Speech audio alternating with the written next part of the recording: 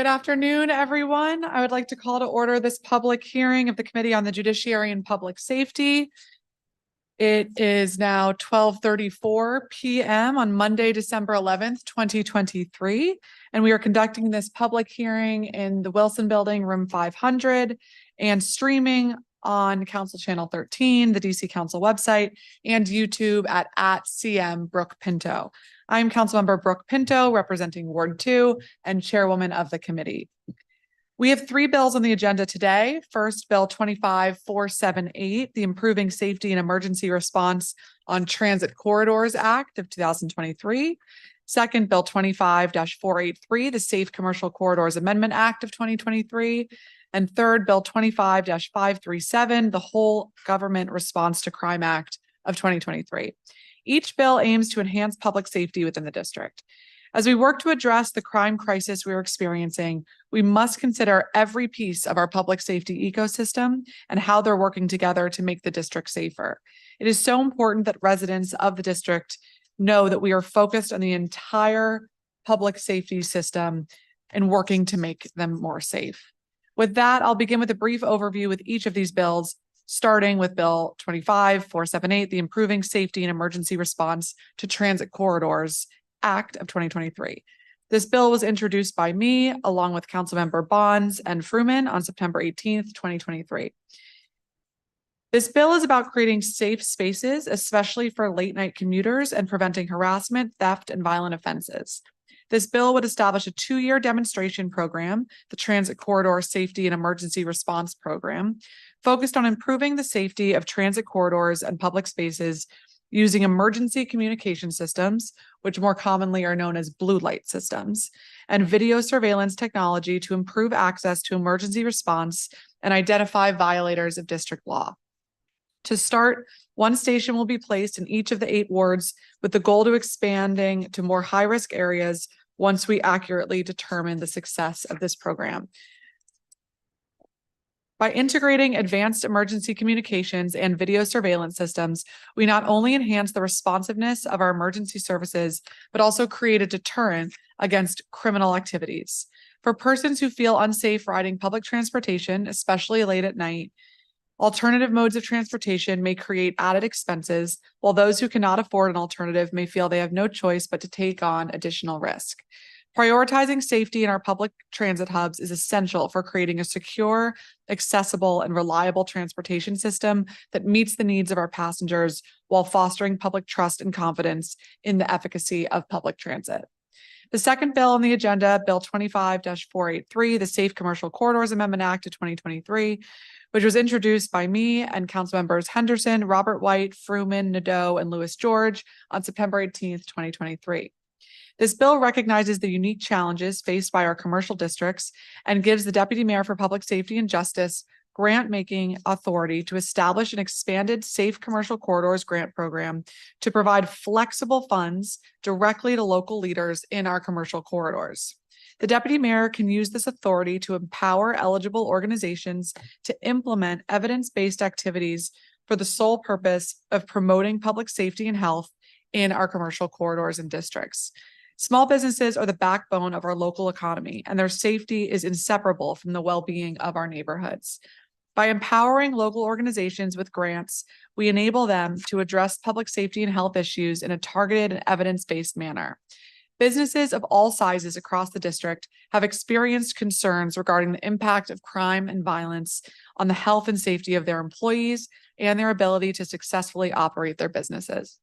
By strengthening the security of our commercial areas, we foster an environment where businesses can thrive, residents can shop with confidence, and communities can prosper.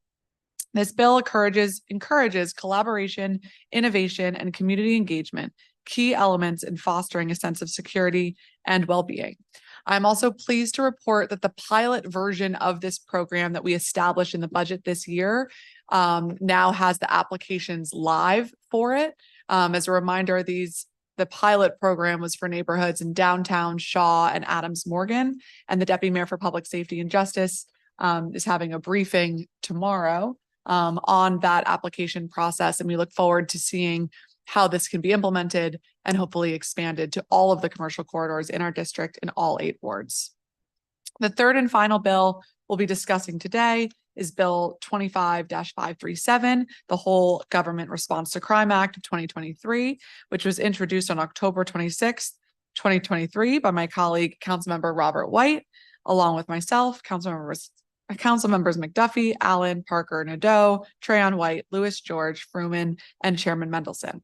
This bill seeks to address critical aspects of victim services, the forensic sciences workforce, and the investigation and prosecution of gun crimes in the District of Columbia in a number of ways. Some of the provisions of the bill include requiring the Mayor's Office of Neighborhood Safety and Engagement to develop and track performance metrics that measure the effectiveness of gun reduction programs and publicly publish this data, creating the position of Victim Services Coordinator within the Office of Victim Services and Justice Grants to coordinate with the Metropolitan Police Department's Victim Services Branch and hospital-based violence intervention programs, creating a recruitment and retention program at the Department of Forensic Sciences, creating a 911 system improvement task force to examine the effectiveness of the Office of Unified Communications 911 system, creating a new Director of Emerging Adult Services to coordinate and lead the implementation of the Youth Rehabilitation Act and related citywide efforts,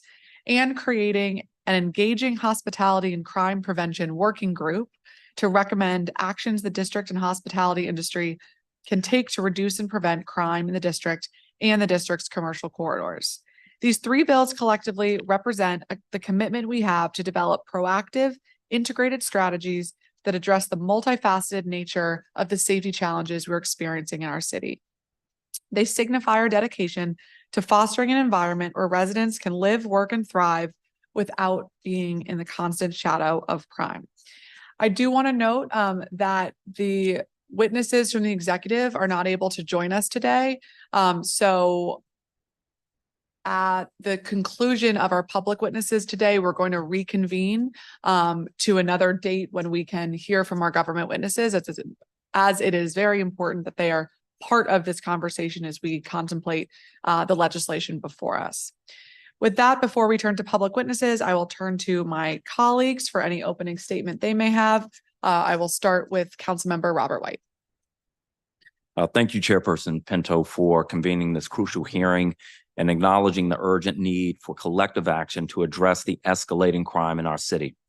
Councilmember Pinto has been listening to communities and trying to work with council colleagues and with the mayor. I want to commend her for her leadership. This hearing is on three important bills, but I'm going to focus my comments on the Whole Government Response to Crime Act, which I introduced earlier this year. Our beloved city is in the grip of a concerning surge in criminal activity. Every resident deserves the fundamental right to live and work in a safe environment, free from the fear and violence that we've been seeing in our city.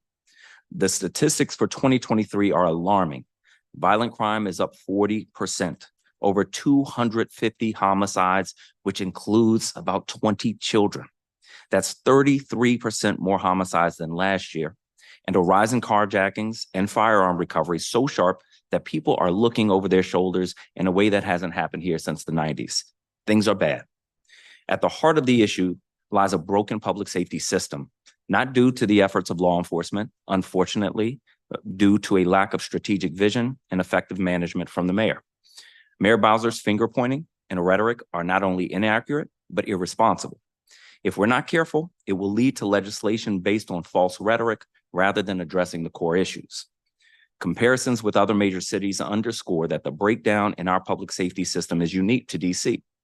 Our neighbor Baltimore has seen a nearly 25% decrease in homicides.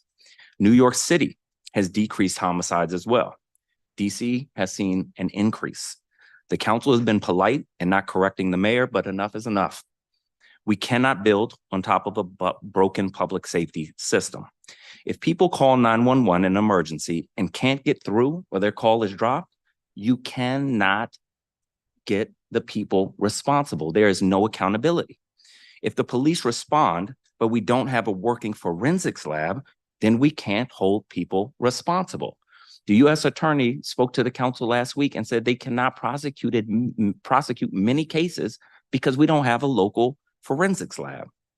If people are arrested for committing crimes, but prosecutors can't prosecute, it doesn't matter what criminal laws we pass.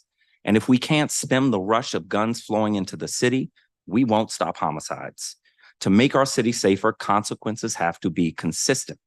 We don't have a system that can accomplish that right now. We have to fix the infrastructure if we have any hope of making our city safer. That's what the whole government response to crime bill tries to do. The bill establishes a 911 system improvement task force to make our 911 call center more effective. This request came from ANC commissioners and community members and is a common sense fix modeled after how we addressed fire and EMS responses years ago. The bill addresses staffing shortages at DFS's Crime Scene Sciences Division. We have to expand staffing. We have a lot more work to do on DFS, but this is an important starting point. So long as we don't have a functioning forensics lab, a lot of people are going to commit crimes and not get prosecuted, and that is a massive problem. The bill mandates performance metrics for violence reduction efforts so that we understand where the programs are working well and where they need to improve. The DC auditor recommended evaluating these programs over a year ago, but the mayor has not acted, so the council needs to intervene. The bill requires MPD to track the flow of guns into the district so that we can determine if there are particular states and particular gun stores that we need to focus on to stop the flow of guns into our city. And the bill streamlines and coordinates aid to victims of crime and services for emerging adults. It's time for decisive action. People are dying in our city. People are scared in our city, and we're heading in the wrong direction. We cannot afford to ignore these gaps. Implementing changes to the criminal code without fixing the underlying public safety infrastructure is like fixing a leak in your kitchen pipes by replacing the faucet handle while ignoring the corroded pipes. A shiny new handle may look good, but it won't stop the leaks. The gaps in our public safety system are not insurmountable, but they require us to focus on things that aren't splashy or rhetoric, and they require cooperation instead of finger pointing. We can and we must build a safer city for the residents and particularly the children in our city. I look forward to hearing from our public witnesses and at some point from our executive witness. Thank you, Chairperson Pinto. Thank you, Councilmember White. I'll next turn to our Ward 4 colleague, Councilmember Lewis George. Thank you, Councilmember Pinto. And thank you for holding this hearing, and thank you to all of the witnesses who are here and present to testify and who will submit testimony later on as well as a part of this record. I have co-introduced two legislations, the Safe Commercial Corridors, as well as the whole government response to Crime Act, and would like to see both of these legislations move forward as a way for us to address public safety in this city. We have a public safety crisis in this city, and we will not be able to fix it with rhetoric, with pointing fingers, with blaming, but getting to the core issues of what is stopping our system from working. Our public safety infrastructure is broken. The whole government response to Crime Act is a necessary step in moving forward. I want to thank my colleague, Councilmember Robert White, and his staff for working with many other staff on the council to make this legislation move forward. As noted, the whole government crime response to Crime Act does a number of things that I think is important. One, quickly improving 911 operations and response with recommendations. I have personally had to call 911 and several of my neighbors at the hearing of gunshots, and many of us waited on the phone for 3 minutes, 5 minutes, 7 minutes. One instance we told, please call back. Your call cannot be taken at this time. Please call back. This is as neighbors are hearing shots being fired. There is no way in which that is acceptable for our 911 operations center to be operating in that way. In addition to those calls, we've had severe calls. We've lost neighbors in Ward 4 particularly. We lost a young life on the Kennedy Street corridor. And we also had a gentleman who was in cardiac arrest and also was taken to the wrong Main Avenue was given, and they thought it was a different Main Avenue, but it was in fact Walter Reed campus and not on the southwest side. So these are really life and death situations that we experience every single day. And we need a 911 operations center to be making these steps forward. We have seen steps being taken right now, but this is a critical lifeline. We cannot address public safety or any emergency situations without a operating 911 system.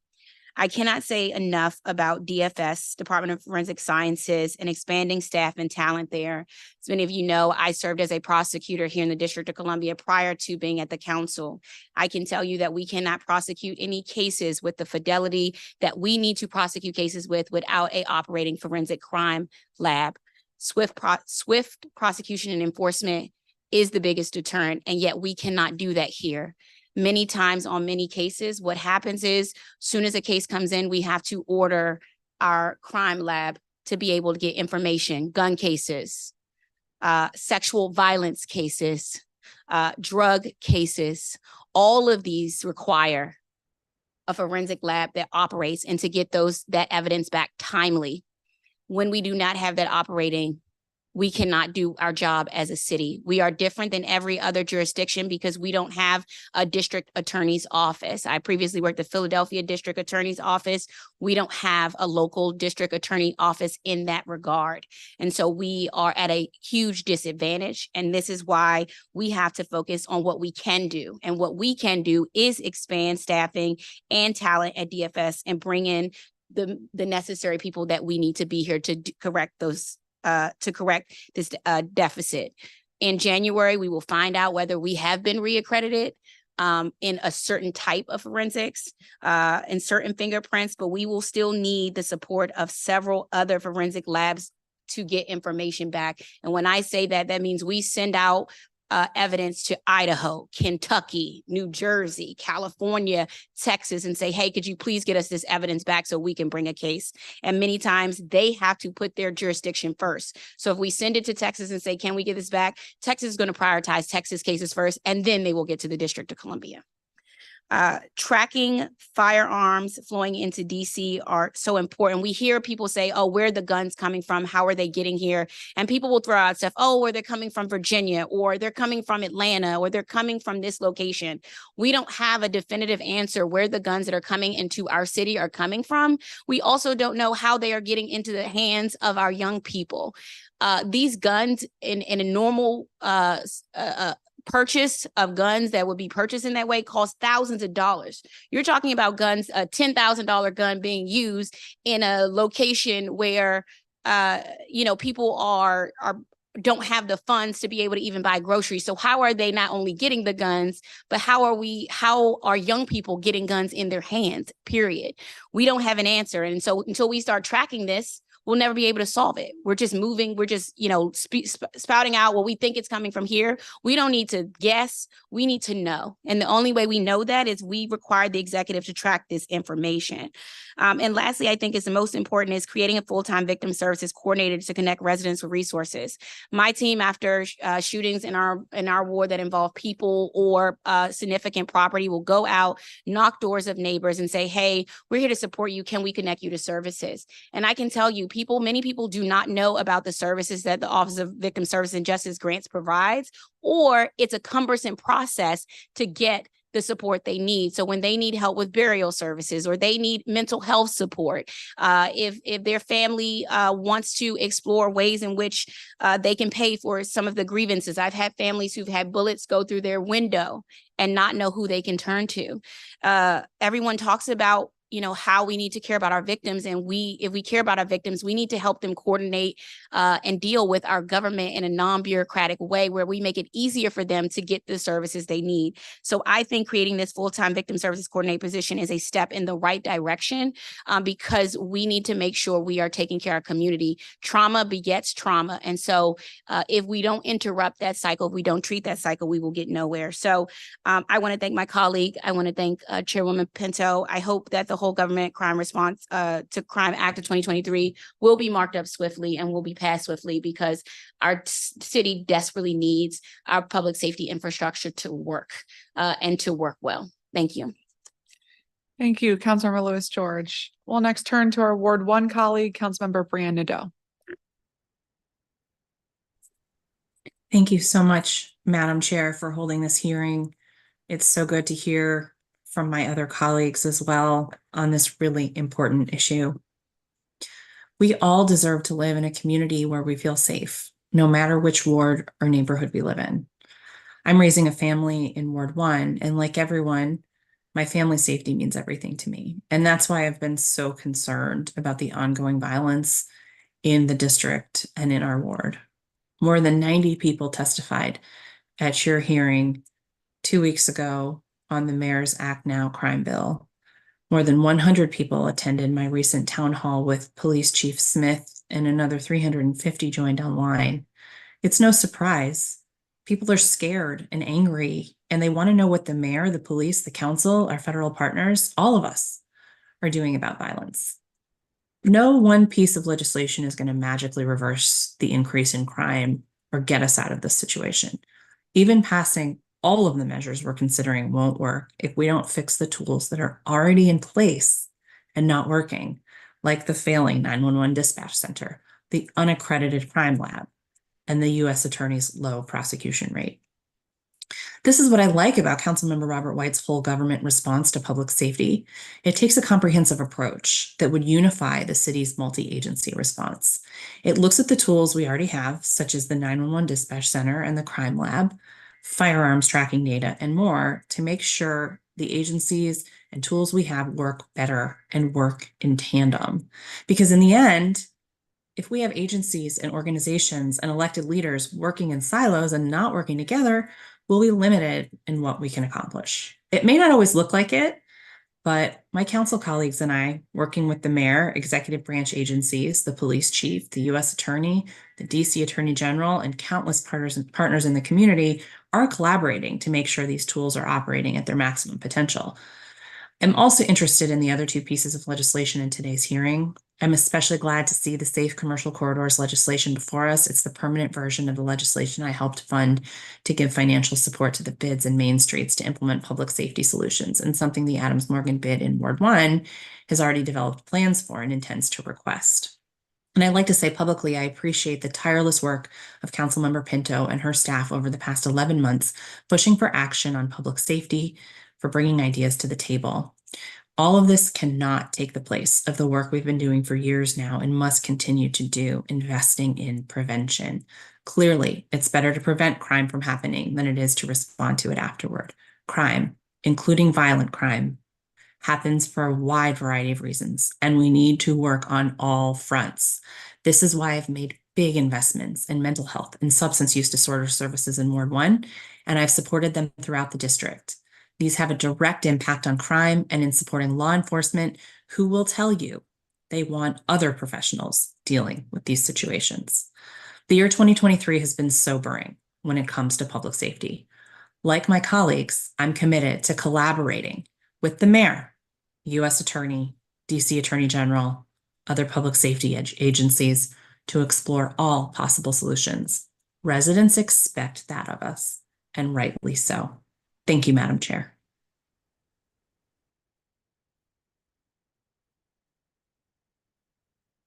Thank you very much, Councilmember Nadeau. Thank you to all my colleagues for being here. So for today's hearing, we're going to follow the committee's normal practice and hear from public witnesses. As usual, the public witnesses will have 3 minutes to present their testimony. Those representing organizations will have 5 minutes. For public witnesses, we're going to start with our in-person witnesses and then move to our virtual witnesses. I'd like to invite our first panel of in-person public witnesses to join us. If you can start with the seat to my right and your left for 1, 2, 3, 4. Lisa Rice, ANC Commissioner ANC 7B07. Joe Sternley, President and CEO of the Georgetown Business Improvement District. Joshua Miller, Open City Advocates. Rondell Jordan, Open City Advocates.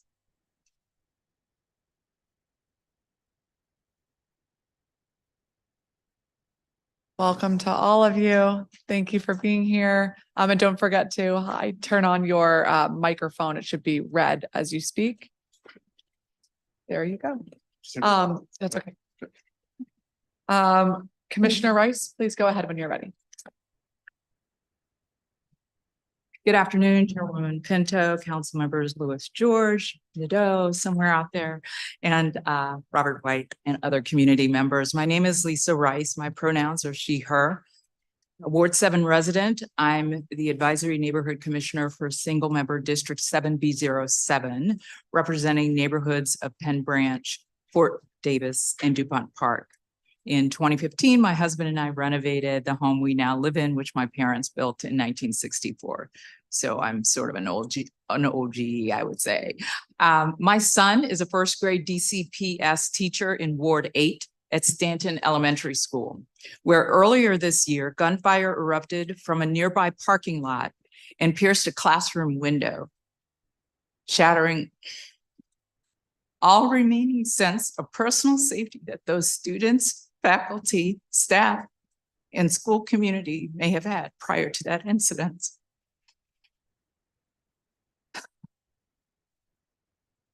I'm also a member of Moms Demand Action, a grassroots movement of Americans fighting for public safety measures that can protect people from gun violence. I come before you today representing the fullness of all those communities. For that is how we are impacted by violence in the district, not just as individuals, but as a community. When I testified before your committee's roundtable earlier this year, I spoke about the impact the uptick in violence has had on all of us surrounding shared trauma, safety, and demonstration of feeling valued, or lack of demonstration, I would say, of feeling valued. I won't repeat what I said then, but plainly put, many of my constituents feel forsaken and forgotten by law enforcement, district agencies, the mayor, our Ward 7 council member specifically, and the council overall. We ask that you do not forsake us. Don't forget us. My testimony today addresses Bill B25537, the Whole Government Response to Crime Act of 2023, specifically Title I, Subtitle B, ensuring transparency of data and outcomes for violence reduction programs, and some of the elements of Title II, improving government response to crime. I will share some of the points a drafted resolution by Commission 7B Committee on Public Safety and the Judiciary, of which I am chair, have written. We wrote this in the lead up to our work on the budget for last year, and will continue and present as we go into budget work for the coming year. As a community, we're devastated by the gun violence gripping our neighborhoods here in Ward 7 throughout DC, and urge the mayor and the council to pursue all possible solutions to this urgent problem. Every shooting causes immeasurable trauma to DC residents and their families. Every homicide takes another one of our friends, loved ones, or neighbors who should still be with us. I'm going to skip over some of the data that some of the other members have already shared this morning, because I really want to get into some things that we thought about collectively. We support the Gun Violence Reduction Strategic Plan prepared for the district by the National Institute for Criminal Justice Reform, NICJR, and urge that that plan be fully implemented with all possible speed.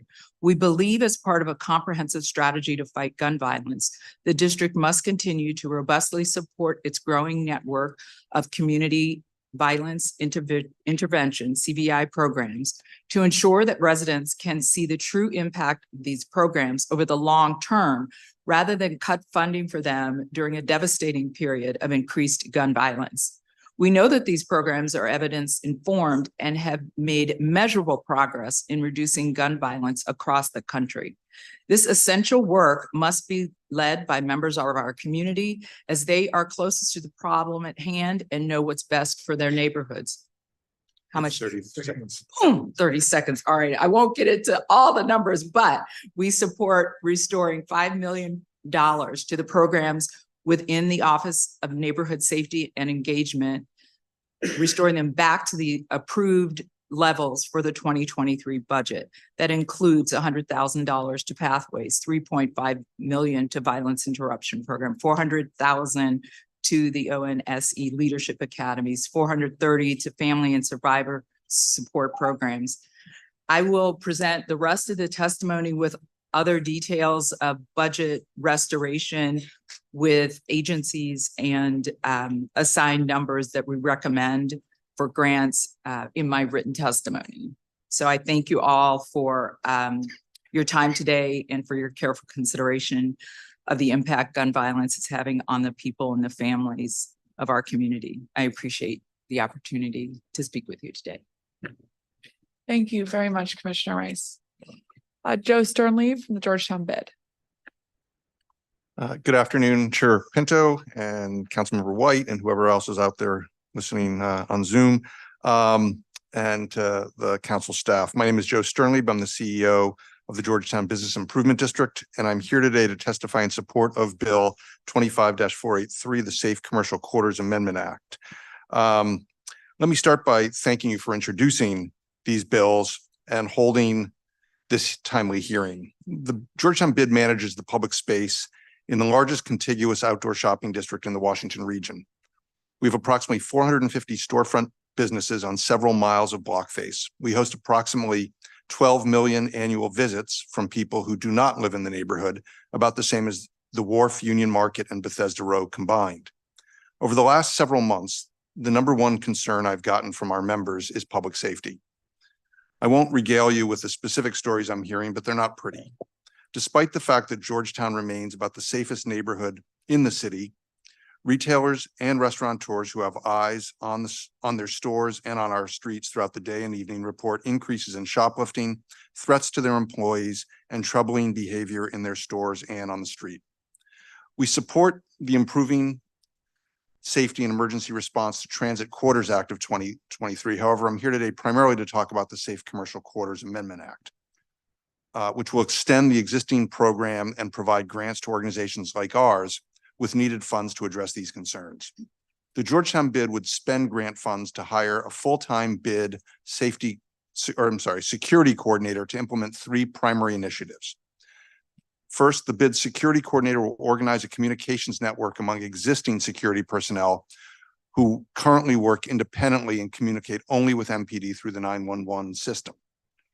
Georgetown businesses employ a large number of security personnel. Some have uniformed guards, others have loss prevention staff in plain clothes, and still others rely on their managers and salespeople to handle safety and shoplifting issues.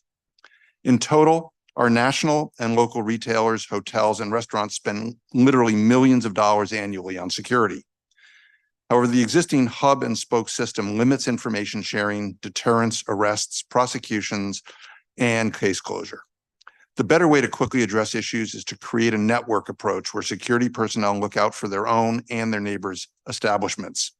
We will organize a tool for professional security personnel to communicate with each other in MPD, to share real-time information, photos, and videos of shoplifters and other criminal activity. This will help MPD identify suspects, make timely arrests, and provide more and better evidence to prosecutors. Next, we will organize more street front businesses to install security cameras and better lighting. We will help businesses access the district's camera rebate program that requires at least one camera to be pointed toward the street under the condition that they share information with law enforcement, and we will assist installation and management. And finally, we would like to work with the council, mayor, and attorney general to develop a more effective program to deal with shoplifting and nonviolent quality of life crimes that deter shoppers from coming into the city and make it hard for our employers to hold on to staff. A common complaint from retailers across DC is that a day after someone is arrested for shoplifting, they are back in the store.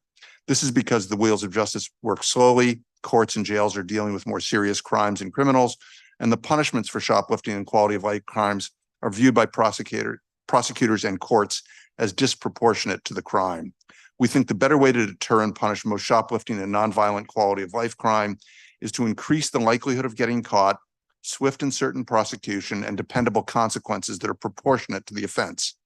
A sentence of community service, such as painting over graffiti or picking up trash, paired with a restorative justice meeting and restitution, all completed after a quick arrest and adjudication, would be more impactful than the infrequent arrests, doubtful prosecutions, rare convictions, and very rare jail sentences that are currently used.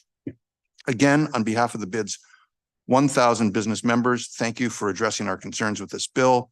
We are available to work with you and your staff to ensure its passage and that it provides the tools and flexibility we need to help the city address shoplifting and public safety concerns. I'm happy to answer any questions. Thank you, Mr. Sternly. Joshua Miller, Open City Advocates. Good morning. Thank you for taking the time today, Councilmember Pinto and Councilmember White, and the audience. My name is Joshua Miller. I am a resident of Ward 4 and Research and Advocacy Director for Open City Advocates. We provide legal representation and holistic advocacy to youth who have been committed to DYRS. I'm here today to provide information regarding provisions in the Whole of Government Response to Crime Act of 2023 that may be useful to this committee's work. We believe that the creation of an emerging adult services director is a very good idea. It's required by the YRA strategic plan, which is reason enough to implement it. But coordination around this population is necessary to align our policy and serve those most at risk of victimization and perpetration of harm. Better serving and supporting this population promises to bring a double dividend in justice and public safety. I offer one large and two smaller suggestions. Right now, the majority of oversight for those incarcerated, both as juveniles and adults, is spread across many government agencies and committees for the DC Council. A young person might find themselves housed in a group home, out-of-state psychiatric treatment facility, the youth jail, the youth prison, the adult jail, or the Federal Bureau of Prisons, and would thereby fall under committees of public safety, youth services, health, or outside of our purview completely. While I'm proud that DC separates youth and adult correctional issues so completely, for emerging adults, there is a particular paucity of coordination across these different agencies. Indeed, because of the FBOP's role, it's frequently the case that we cannot even adequately track and support our emerging adults after conviction, for instance, to support their educational rights or to ensure their voting rights are respected. We would therefore suggest that this director's work be co-located with other council oversight efforts rather than in the city administrator's office, the Office of Juvenile Justice Facilities Oversight, any possible corrections or juvenile delinquency services ombudsman, or the Corrections Information Council. So that's the bigger suggestion. We recommend changing the advisory board seats allocated to currently emerging adults to, quote, residents impacted by the court system as an emerging adult, or at least to add this constituency. Current emerging adults have valuable insights, but those who the district failed when they were emerging adults years ago are more likely to have the time and systematic insight to provide good advice. Finally, we recommend adding an advisory board representative for the Public Defender Service and or the CJA panels of juvenile defense and post-commitment representation explicitly. So I'm sorry to be so technocratic and nitty-gritty. But many of the provisions of this bill require the creation of performance metrics, strategic plans, coordination plans, or other data sharing. Given the difficulty of legislating these issues in advance, I would like to suggest, as I have done in the past, that DC develop a collective impact model in collaboration with service providers, advocates, and engaged community members. This means creating consensus on shared goals, shared measurement systems, and open and continuous communication. That cannot be done unilaterally. It requires engagement and difficult conversations, and some providers and agencies may balk at the threat of greater oversight and transparency. Yet we can't expect to succeed without ready access to data to track our progress. In my written testimony, I provide additional recommendations and ideas for council to implement structured whole of government approaches to public safety. But perhaps the most important one is simply to pressure federal government agencies to submit to local coordination and oversight efforts, recognizing that this lack of coordination with the federal government is frequently the root cause of our troubles. Thank you for your time, and I welcome questions. Thank you, Mr. Miller. Rondell Jordan, Open City Advocates. How you doing? I'm trying to be brief. Good afternoon. My name is Rondell Jordan. I'm a resident of Ward 2 and a community defender for Open City Advocates, which provides legal representation and holistic advocacy to youth who have been committed to DYRS. I'm here today to provide testimony regarding the whole of government response to Crime Act of 2023 that I hope will be helpful to the committee's work. I commend the committee for its unanimous commitment in responding to violent crime within our city. In the last 6 months, this committee has considered a plethora of bills aimed at addressing violent crime in our city. Unlike its predecessors, I have no concerns about any of the provisions in this bill, and I'm hopeful that if enacted, it will further our shared goal of living in a safe DC. However, much like previous proposals, I worry about what is missing from this bill. And in order to resolve a complex problem, one must deeply understand it. And in order to understand violent crime in our city, it is imperative that we do our best to walk in the shoes of those perpetuating the violence, as well as those most impacted. This requires us to answer a fundamental question: why is violent crime on the rise in our city? The single biggest threat, I believe, to public safety in our city is private poverty. Numerous studies have shown a strong positive correlation between poverty and, more specifically, income inequality and violent crime. The Black unemployment rate in Washington, D.C. is nearly 11%, the highest in the country. Additionally, the Black unemployment rate in our city is seven times higher than the white unemployment rate, which is also the worst in the nation. And we have even redlined poverty. Unemployment is concentrated in our city's 2 majority Black wards, 7 and 8. Basically, in short, any effective crime reduction strategy must include a poverty reduction strategy. Thanks. I'm also open to questions too. Thank you, Mr. Jordan. Thank you all for being here and your testimony today and all of your respective work and focus on these important issues that, as all of you touched on, is now permeating everything, every conversation that we're having and every strategy that we have in the city. I want to ask you, Mr. Miller or Mr. Jordan, about the YRA coordination pieces in particular, and how you think that provision could be most effective in the coordination of the broad array of city services that are needed for our youth and emerging adults, and kind of how you think this could be best shaped to address that gap. So I think the fundamental question that we're agnostic on is where the position should be located. And that's in part because I think locating it within the executive branch is more likely to provide insight and coordination capacity, but would remove it from council's ability to provide direct oversight. So in terms of the things that we're hoping that this position will do, there is too often a bifurcation between sort of public service provision, whether it's education or employment services or health, and public safety, right? So the adversarial parts of the government are unlikely to coordinate with the sort of the service and program portions of the government. So we'd really like to see us supporting young people who are emerging adults. That's to say, you know, Title 16 youth, anyone up to the age of 25, in ways that that takes seriously housing, that takes seriously their employment needs, and doesn't automatically sort of bucket them either as college students or as prisoners. So, you know, we'd really like to see that coordination. We think it's required, and you know, we see a bunch of different agencies failing this population, in part because of their siloing. The only thing I would ask you to wrap up because I don't. Oh, sure. I'm so sorry. Thank you. Sorry. And Mr. Jordan, okay. If you want to finish your thought, you're welcome to. I just wanted to be mindful of that. I apologize. One concern, one additional concern I would raise is that right now, it serves both emerging adults and committed youth. And, you know, I think the prevention element that we could potentially be accessing here is quite large. And it would be good if there could be a way to include many of the emerging adults who are otherwise covered by the Pathways program in the One's office or other spaces, without making it so broad that it's also like every Georgetown undergraduate is served by this director.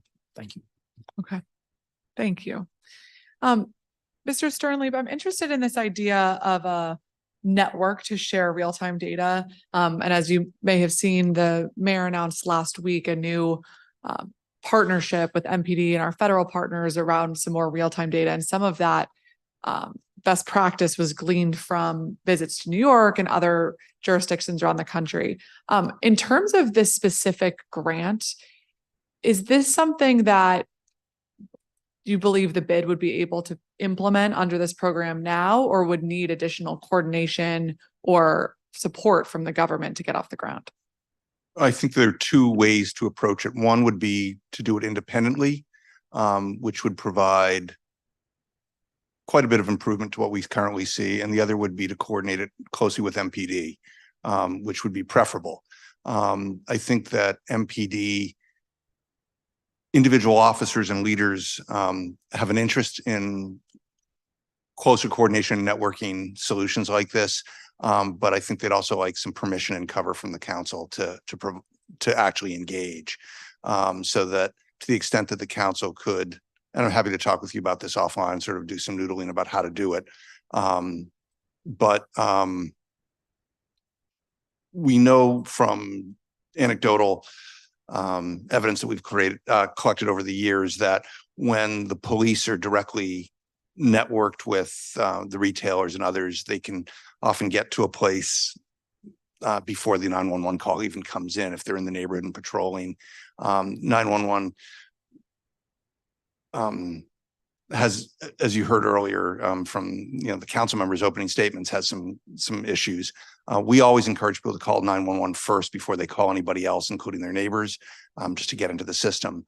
But often, you can call 911, takes 2 or 3 or 4 minutes to make your report, and then some amount of time before the police are notified. Where if you have a network solution, it's actually happening all in real time, so that if there's a bicycle police officer or a beat cop or somebody in a car within 5 or 6 blocks, they can actually be on the scene within a minute, which makes a huge difference in terms of actually apprehending somebody, or in some cases, deterring something from happening.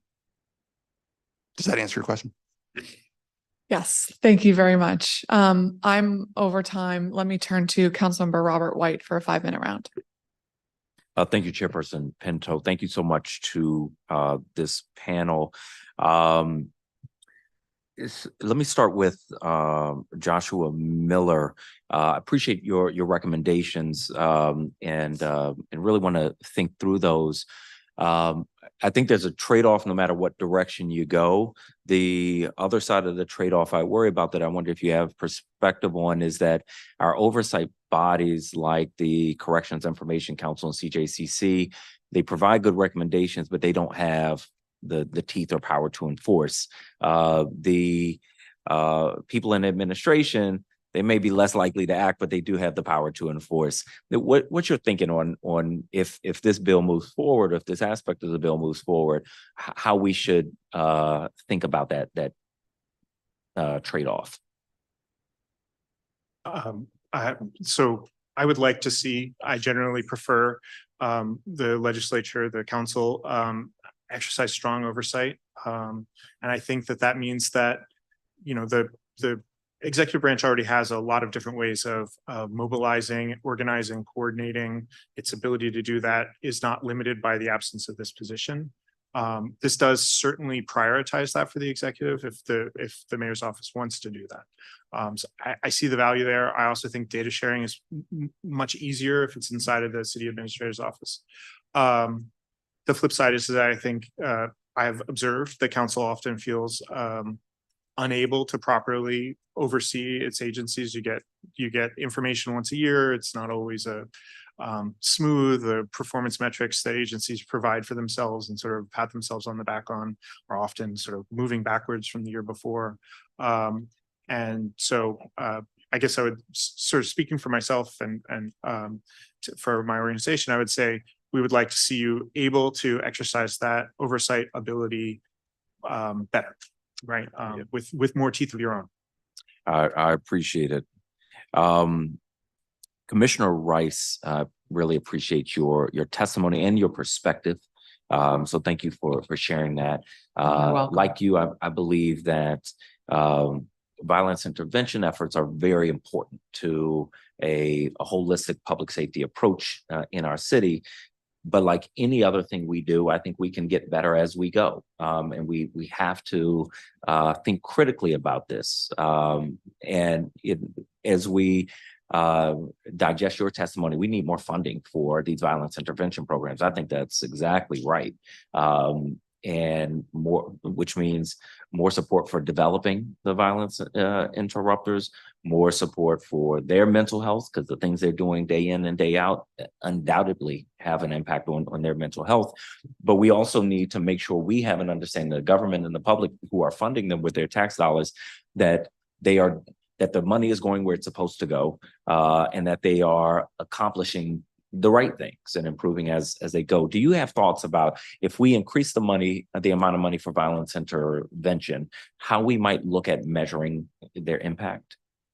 Well, one of the things that I saw in your bill talks about gathering data and having transparency into that data. And there are some standards that have been developed, excuse me, I need to put my eyeglasses on, by I want to make sure I get the acronym correct. The gun violence reduction. The NJ, National Institute for Criminal Justice Reform. There are some benchmarks and standards that have been developed and communicated within that gun violence reduction strategic plan that I think that we should take a close look at and see how we could implement them here in the district. I also think that there's a lot of money that goes wasted here, and we should be able to reapportion some funds that have been sitting back and apply them where they should be. When I was listening to your testimony, I was like, wait, I didn't get to read that part of all of these things. I mean, I've got some line items. Let me do this. I'm going to squeeze in one last question before my time runs out. And to Mr. Jordan, I appreciate your testimony. I think you are exactly right. I have some thoughts on, poverty and other things that are prevention oriented. But quick question, Mr. Sternlieb, appreciate your testimony. I know that store owners are spending a lot of money on security. Would this grant help us retain, based on your experience in Georgetown, help us retain businesses, help them decide to stay here? Yeah, I certainly think so. I think that making the streets and the stores safer, we've only had a couple that I can point to who have left because of concerns about theft and crime. One is going off to a shopping mall where they may be a more appropriate tenant. Generally, what I'm hearing from folks is that they're having a really hard time retaining sales staff, because of fear of crime, leaving late at night, or interactions that occur inside the business that are completely outside of the bounds. People come in and they feel completely entitled because they know there's no consequence to behave in a way that's threatening and really inappropriate. And I think that this would go a long way to helping stabilize the situation, reduce the crime, and allow businesses to thrive. Thank you very much. A little bit over time. Thank you, Chairperson Pinto. Thank you, Councilmember White. Councilmember Nadeau? Thank you, Madam Chair. Thank you to all of these witnesses. I found your testimony and also your answers to all of these questions incredibly compelling. And I specifically wanted to thank Commissioner Rice for testifying today, both with the perspective of a parent and a community leader. I found your testimony incredibly compelling. So thank you very much for that. Thank you, Madam Chair. You're welcome. Thank you, Councilmember Nadeau.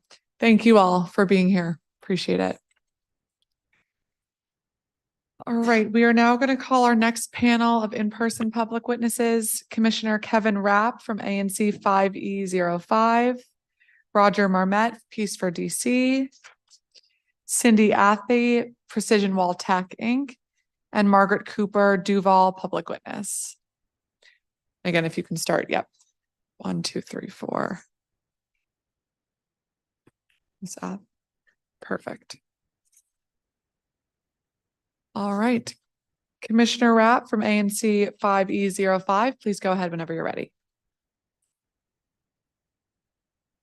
For holding this hearing. Councilmember White, thanks for proposing this. Councilmember Nadeau, appreciate you joining as well, and I'll try to get into this as quickly as I can. I'm here to testify in response to the whole government response to crime act, and I'm in support of this act as a whole. I don't see anything contained within it that's controversial.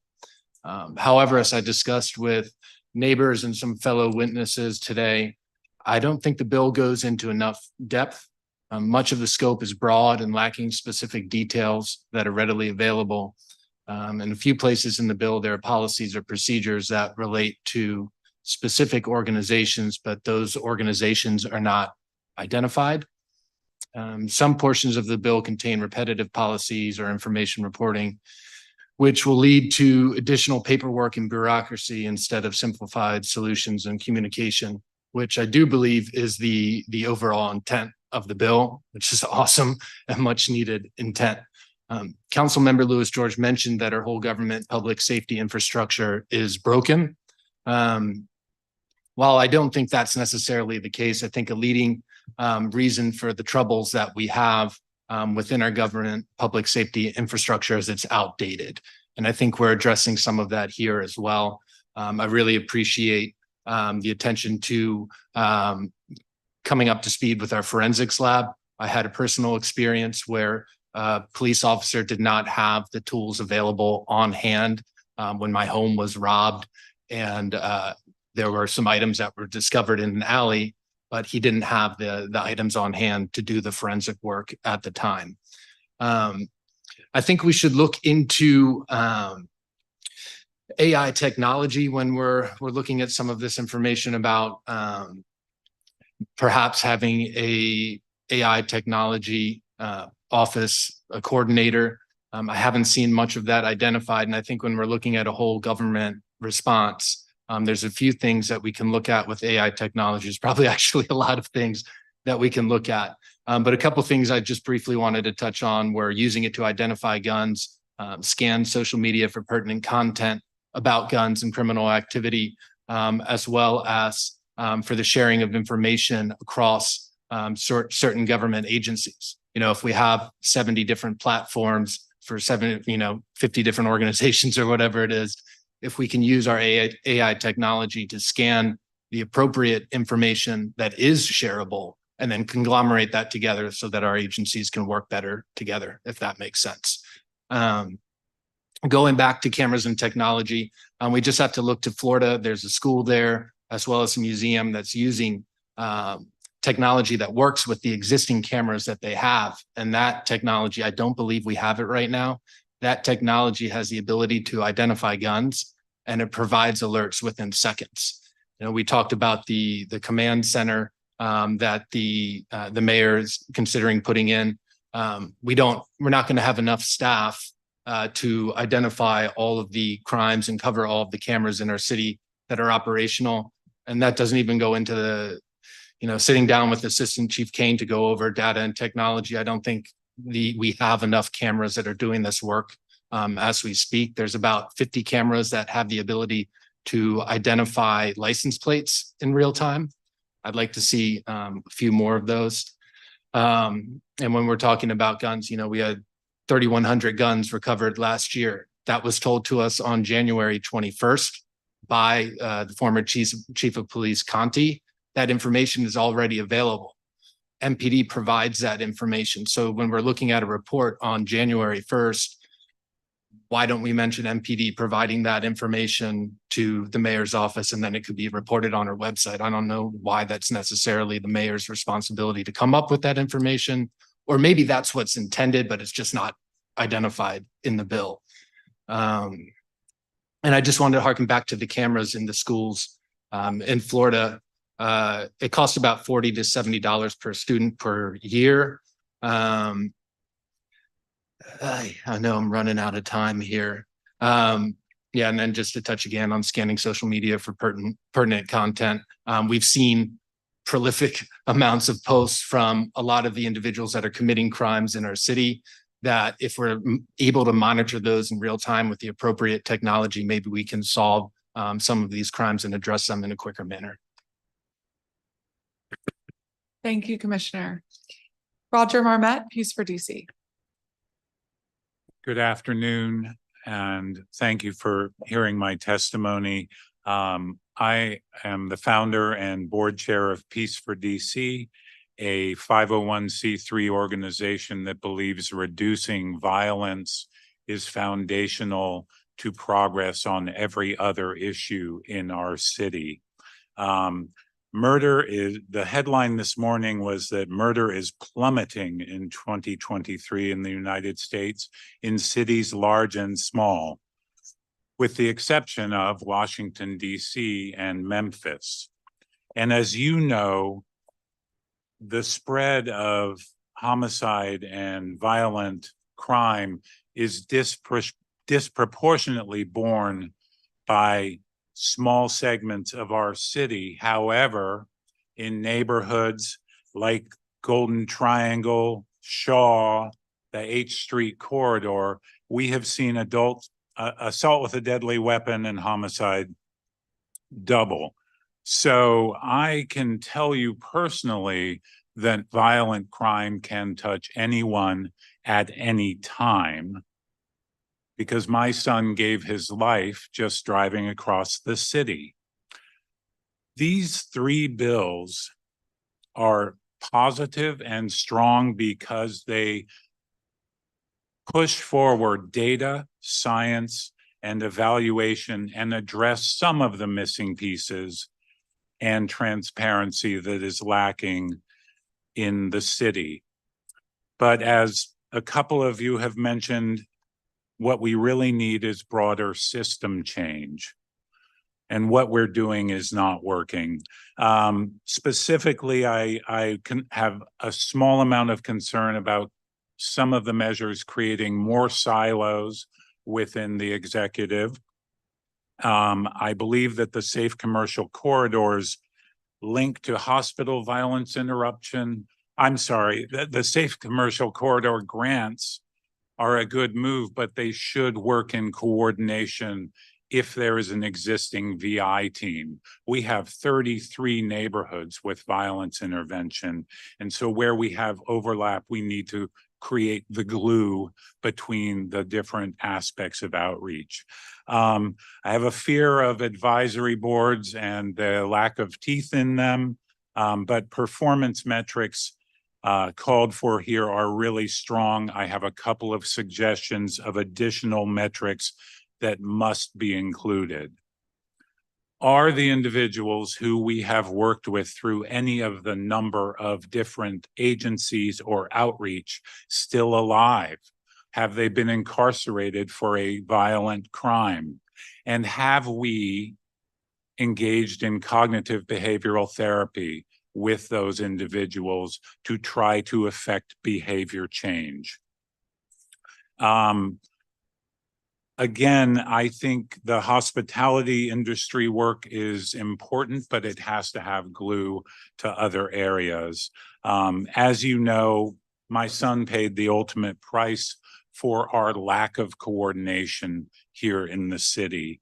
And so Peace for DC is pushing this plan that has been in a drawer somewhere forward with private funds and philanthropy. What I really urge the council to do is go even farther. Push this plan forward. You know, there's an aspect in the bill that calls for a new plan, but we have one already that would work well. Rely on experts. We have, just to name 3 experts, you know, the best in the nation right here in our area: Thomas Apt, Daniel Webster, and Dr. Joseph Richardson. We don't need to make this up. We know what has worked in other cities and what we are not doing here. At Peace for DC, you know, we've managed to launch the DC Peace Academy, modeled on one in Los Angeles and one in Chicago. We are scaling cognitive behavioral therapy. We are launching in January, modeled on Chicago CRED, a neighborhood-based hub, which was called for in the plan. And CRED's recent evaluation of an 18-month program showed a 73% reduction in the commission of a violent act among their graduates. We can do this in DC, but not through just a whole of government approach, not through just policing and prosecution. It has to be both traditional public safety, and a highly functioning, professionalized alternative system of public safety. Thank you for your help in trying to push that forward. Thank you, Mr. Marmet. Cindy Athy from Precision Wall Tech. That was very good. I think it goes with the behavioral change. I heard you and Robert White talking earlier, and you really touched my heart again. So, I'm Cindy Athy, owner and president of Precision Wall Tech, and I've testified before you guys many times. With the workers' right and wage stuff, that's where you know me from, but I'm here today. With extreme passion and compassion with the health and well-being and safety of our DC residents, because these three things represent life itself. And I also want to say that I'm here today because the violence is affecting everybody on every level. I have about 80 employees, and a third of them are DC residents. I believe that all three of the proposals being discussed today are extremely important. It's the first step in making a safer city for us to live in our community. However, I'm going to go with, I think it also needs to go deeper. Like the gentleman next to me was talking about the cognitive behavioral change. Once these bills are passed and we're doing the surveillance, I also wanted people to look at stopping it first with the behavioral change before it gets started to the point that it's at right now.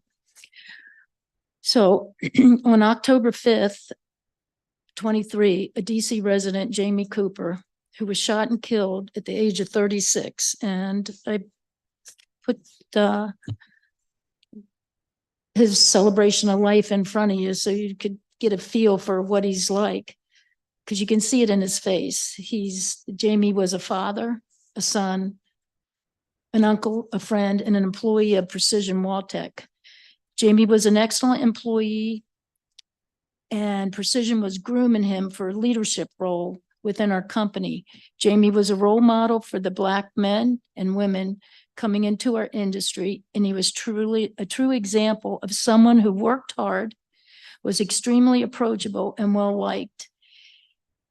He also strived to learn and grow. Our team was deeply affected by the tragedy of his passing, and it was a nightmare, not only to us, but to everyone that knew him. Jamie responded to his mother's house on October 5th when he was alerted that his brother, who recently was released from a juvenile detention facility along with the brother's friend, they were engaging in a verbal and physical alteration with Jamie's mother. Jamie's brother and friend lured Jamie across the street from the family's DC residence home into Prince George's County. At this point, Jamie's brother, in a fit of rage, opened fire and allegedly shot Jamie multiple times before running off. Jamie was rushed to the hospital where he was found to have 11 bullet wounds, and he later succumbed to his injuries. Sadly, Jamie's mother called DC 911 from her district residence, and there was a lot of confusion on which jurisdiction it was in, Prince George's County, because it's right there at Southern Avenue. At any rate, she called several times, and the police, the first responders, it took them over 30 minutes to arrive on the scene. Unfortunately, Jamie's brother, who spent time in the DC correctional system, did not get the kind of rehabilitation necessary to help him be a productive member of the community. He was 17 at the time of the shooting. For this reason, improvements need to be passed. That bill 357 is critical. I encourage that because it has a director of adult services, so that there are a lot of rehabilitation it's imperative and it's time sensitive. And I could go on. I know that, at my office, we've heard shootings during the day. The 6-year-old girl got killed across the street, the Arco station on the corner. It's endless. There's a lot of violence. And I'm just here because I care and I don't have answers. I just know that everybody's being affected. And I did bring Jamie's sister and Jamie's mom's here today too. So, and I gotta say, he didn't run the streets. This isn't a street issue. This man worked 7 years, and he has a 7-year-old daughter. So it's not. Yeah. Thank you so much for your testimony and for sharing that story and bringing to light what clearly is his wonderful memory that we will keep in our hearts as we keep pushing forward. So thank you. Margaret Cooper Duval, public witness. I would say I'm a public witness. I'm her daughter, Mariah Cooper. And I want to say thank you all for having this meeting today, and for the well-being of our safety, and for bringing up these 3 acts, especially Bill 25-357, the whole Government Response to Crime Act of 2023. If I can say something, I can agree at this table that is definitely the time to act now, and very, very imperative, because being a resident of the District of Columbia for the past 32 years, I can tell you that just over my time of being here, I have long time ago gave up on hoping and depending on the police officers. This specific night is one of the main reasons why I gave up so long ago, because prior to the officers getting there that night, I don't know really what to say, but I'm speaking specifically on the failure of a community for the people. My mother called me and Jamie, and the first thing we said, did you get the police? My mother was being attacked by not only our 17-year-old brother, unfortunately her son, but she was being attacked by another child there too. They were ganging on her, attacking her. So she calls and I'm like, are you calling the police? The police took over 30 minutes. Jamie was lured across the street that if the police would have acted within about 5 to 10 minutes or whatever, just come, those 2 young, ignorant boys could have been apprehended. Jamie could have been saved. That could have been my life that night, just coming trying to help a mother who works hard, a correctional officer who can't get into anything because, unfortunately, again, we know in DC, there's no self-defense laws to defend ourselves. So we call on the people who are supposed to defend us to lack of defense. And when they get there, they're like, oh, we're so sorry. You didn't even know that my brother, her son, was across the street from Southern Avenue and Penn Southern, dying, being killed by this boy who was failed by a system in a DC correctional program for about a year. When he was released, he was supposed to be monitored. Of course, that's what they say. We're going to put a monitor on your son and call us if you're having any problems. Well, we had problems. We called and we got excused. It got pushed off the table. Oh, well, he's going to be out the program by November 28th. A murder has been committed and a book has been found that this was not my brother's first murder, okay? He has been murdering since he's been back home. Now, one time did anyone in the system come and be like, okay, let's bring Wayne back and get a monitor on him. Let's enforce some type of, consequences, anything. Instead, an innocent Black man's life was taken by a brother. And this wasn't just your average Black on Black crime. This is family war. This is a son who didn't want to listen to his mother, who are now, an entire family, a job. My brother was a great person, and I'm learning so much about him in his death because we all got older and just tried to, live our lives and do the best we can. But due to the lack of the police stepping up and responding over 30 minutes, this man lost his son.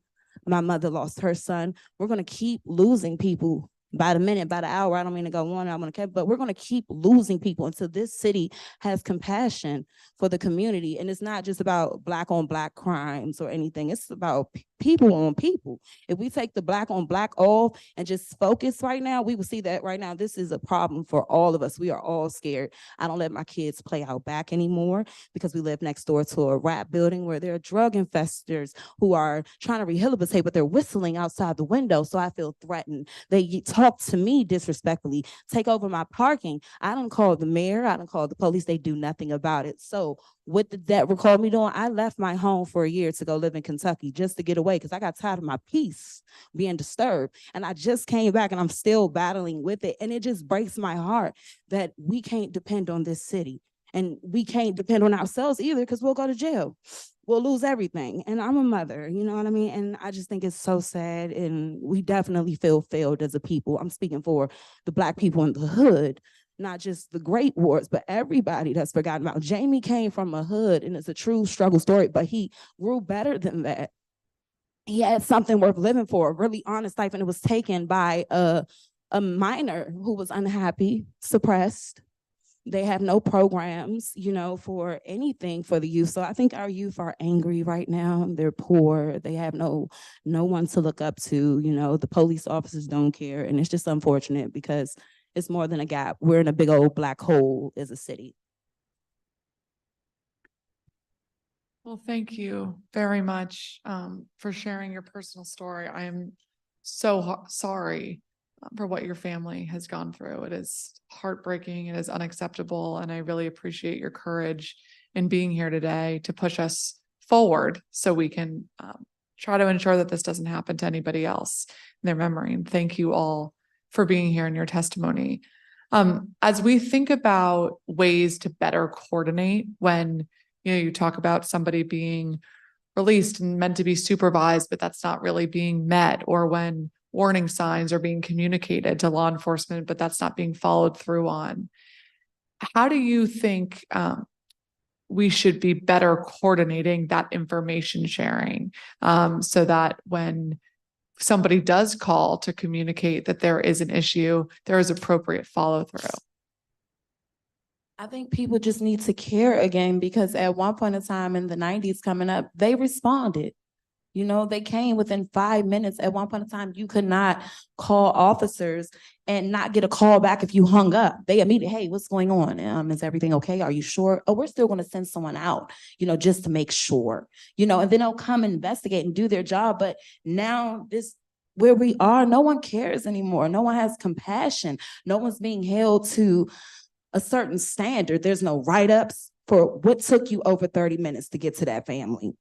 And let's really talk about what were you doing? What's your percentage of your productivity today? What have you been doing while you were riding around and I wasn't micromanaging you? We want to give people the comfortability to work and do what they do and depend on them and hope you're going to get the job done. But obviously the job isn't getting done because there's no reason why I'm sitting here and I've heard council members not get the response that they deserve. We're all taxpayers. There's no reason why, you know, we're getting any type of response that we're getting right now. It's just a total neglect, and I think people should be held accountable. I don't want no one to lose their jobs. We all got to eat, but I think consequences should be laid. There's no reason why you're taking over 5 and 10 minutes to respond. Like, what are you all as a whole doing? But you're saying we protect and serve. How? You failed at the moment that you told us to give me 7 minutes and I'm going to call you right back. You didn't hear the screaming and the gun bullets going off. We don't have time. I might lose my life in that 3rd minute that you asked me all that. What happened to the systems where they had our address? I'm from a time where I remember that. And it's just not here anymore. Thank you. Commissioner Rapp, I want to ask you about this AI idea of kind of coordination, and it's something that another witness on a previous panel talked about as we think about the commercial corridors grants in particular, and how you envision that kind of working in practice, if that should be coordinated among commercial corridors, or if there should be more of a involvement, the way you envision this idea, with our government kind of setting up that real-time coordination. And I think it should be both, council member. You know, I think there are probably limitations on what our government can do with AI technology at the moment before some legislation is passed. And those limitations might not apply to the same degree to private businesses. Just like certain individuals can share camera information with police officers or let them into their home to investigate crimes. I think we need to work on getting access to those cameras so that we can use them with this AI technology. But AI goes so deep, talking to some lieutenants or captains in the 3rd district, they mentioned the reason they can't get out on the street and walk oftentimes is because they're filing reports. We need to find ways to integrate either AI technologies or phone calls into this. I know we're hiring some civilians that are going to assist with the reports. That's a great step. There's where was it going as well? Outside of AI, I just wanted to comment on one thing in terms of the response to that I wanted to notate. 2 things that I've mentioned before previous hearings. One, looking at cell phones with police officers and eliminating personal cell phones from access. They are all issued police cell phones. As well, on top of that, gosh, what was the other thing I was thinking of? I'm sorry. Your testimony kind of shook me a little bit today. I'll have to come back to it because I'm just sorry. There's one other thing I was thinking about commenting on, and it just completely dropped off. That's okay. Thank you. And Ms. Athey, thank you for being here and for sharing Jamie's story again and how it's impacting your entire business. I was wondering if you could speak to this kind of late night issue that we've been hearing about from a business perspective on staff coming in to work and how kind of more eyes on the ground or more response in our commercial corridors could be helpful.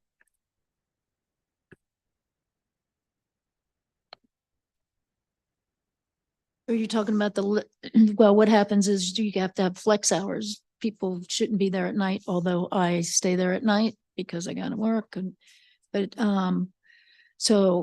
also when I say flex hours, we've got to be governed during the day-night situation, but it doesn't matter.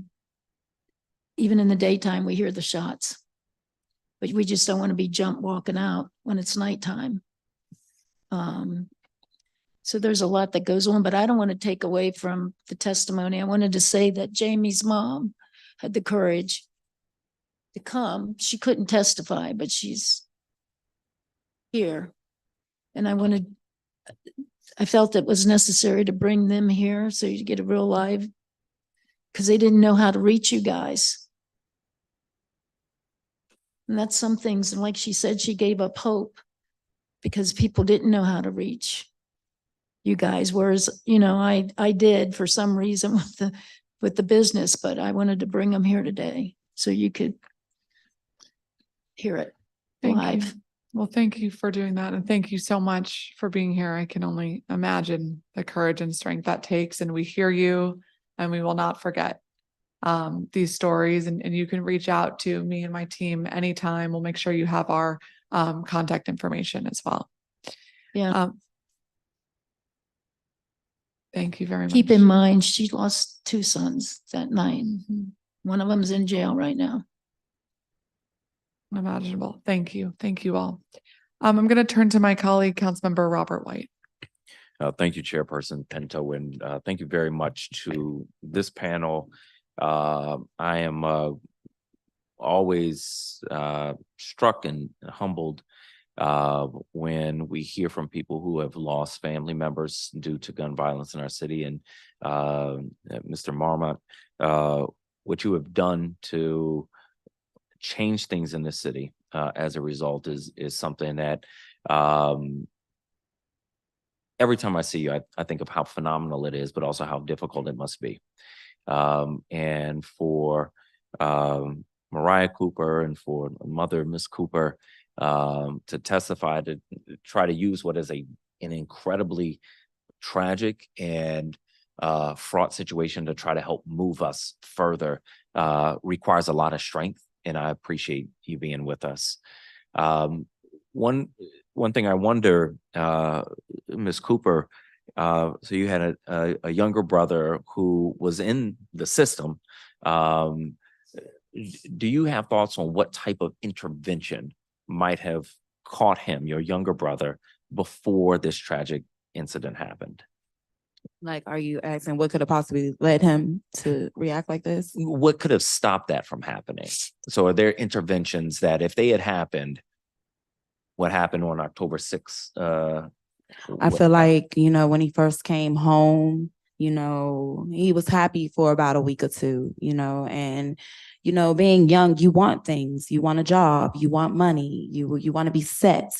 I think peer pressure, could have started knocking at his door. It doesn't give any justification as to what he did to Jamie, but I do feel like if his program would have just, set him off a little bit more correct, like, okay, you've been gone for a year, you need a little money in your pocket. About $500 just to start you off, or 300, whatever, something's better than nothing, not 100, he's 17, okay, we're going to try to put you in a nice job, summer jobs, we had summer jobs that helped us out. You just sent him out of the program and okay, back to your mother, back to where you were disrespecting her, in and out the house, smoking weed and doing what you want to do. You just want to go back and you're out of the program and dismissed November 28th. I think if they would have set him off right, and really been checking on Wayne, showing him some love. It seems to me he lacked a place of affection that needed to be touched, that we didn't see while he was away for a year. We were trying. We had plans. We were going to do things as sibling, but things don't happen overnight. I just got back from Kentucky. Jamie just started his new job. We were getting settled. We're parents of young kids. You're a 17-year-old coming back home and you want things your way. We understand. But you also, lost those privileges to do the things that you wanted to do. You had to earn them, but it would have been very helpful if that program would have helped us out too. Because once he started acting up, she was calling. She was calling a lot.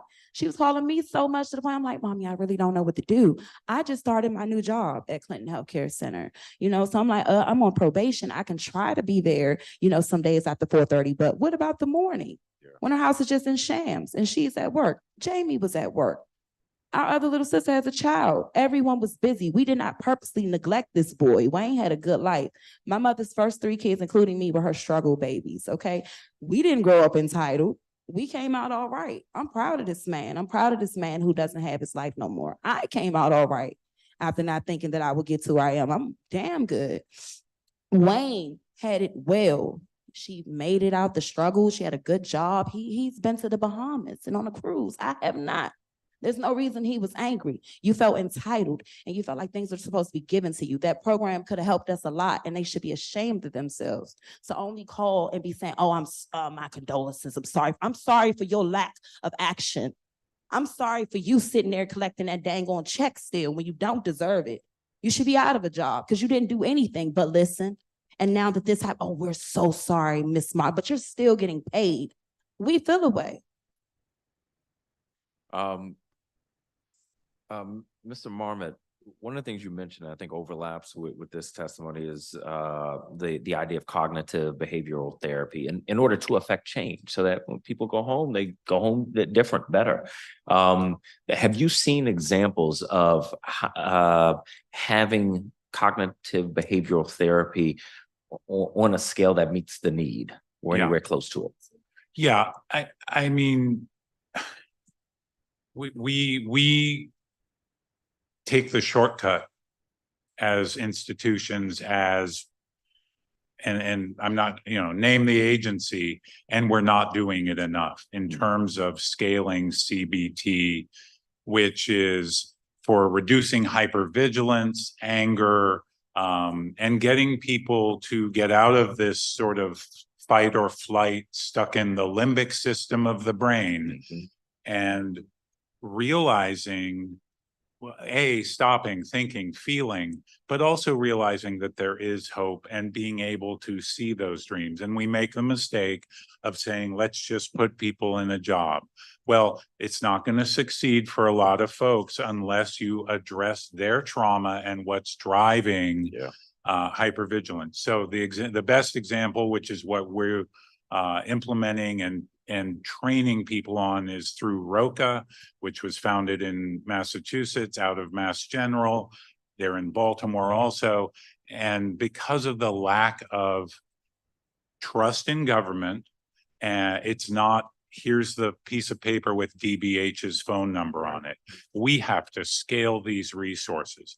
Erica Ford in New York City through Life Camp has peace mobiles that first and foremost deliver CBT and other trauma-informed modalities. That, if there were one thing, and it's the one thing that we can do outside of government, we can't do focused deterrence. We can't do the shooting reviews that should have been launched ages ago that were recommended in this plan. So we're trying to scale CBT, and what I would encourage, I'm sorry to go on so long, but in every touch point that the city has with any individual, truancy, all the way to DYRS, all the way through, scale cognitive behavioral therapy and other modalities to heal trauma. And ultimately, we hear accountability all summer long, accountability. Ultimately, we have to have personal accountability. Yes. That's what we need to help people with. I appreciate it. Thank Yes, Just 2 seconds. I agree with that too. Definitely the behavioral therapy could have helped Wayne too, getting out, give him a nice job, direction, and definitely therapy for trauma. Our youth need it. We all need it. It's very important. I agree. I amen to that. Absolutely. Is Councilmember Nadeau present? Do we know? Could I just give a quick expansion on this? Way over my time, so Oh, yes, okay. but just please be brief.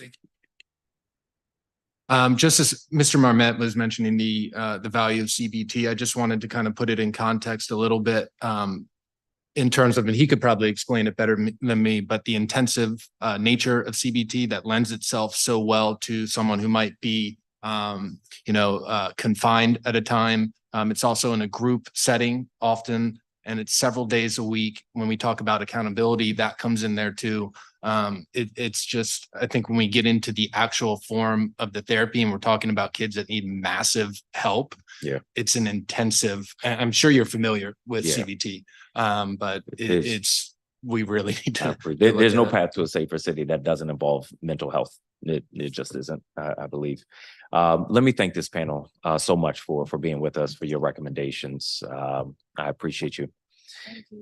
We're going to call up our next panel of public witnesses, which will include Reverend Scott Bostic from the Simpson Hamlin United Methodist Church, Sarah Como from the Social Justice Project, Mark Toohey with the Federal City Council and DC Police Foundation, and Paul Ashton with the Justice Policy Institute.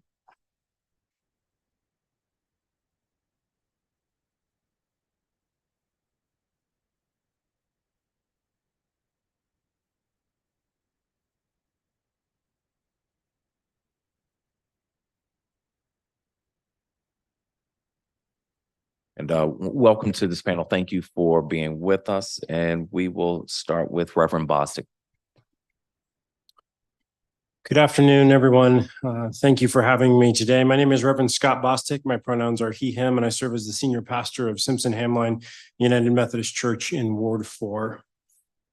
I'm privileged to come before you today as the great grandson of a former Roosevelt High School English teacher who worked and lived just a few blocks from the congregation and community that I now serve. My grandfather graduated at the top of his class from Dunbar High School and went on to graduate from Dartmouth and then the United States Military Academy as its 12th Black graduate, and served for 30 years in the United States Army, retiring as a colonel in 1979, multiple times returning to the District of Columbia to serve and to call that area home. Every member of my family on my mom's side has lived in and or worked in the district, including my brother and I.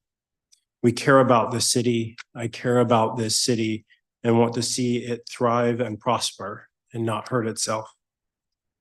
And in order for that to happen, it will take our whole government coming together to support the people of our city who are most in need and to rebuild a district that shows its care and concern for every citizen, from the most wealthy to the most impoverished, to those who know from the day that they are born that they will go to college and grad school, to those who have never even entertained such ideas, let alone knowing if they will live to see tomorrow.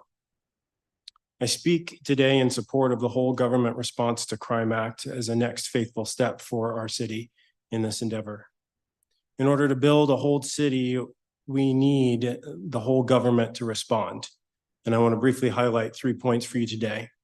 First, the necessity of tracking data.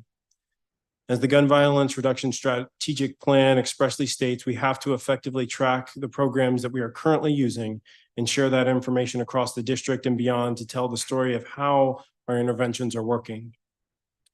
Programs like Cure the Streets and Violent Interruption are effective in changing the lives of individuals and changing communities, but we have to share that story of success as loudly as people are calling for the need for more police and more punitive actions on the part of those who have broken the law and harmed communities.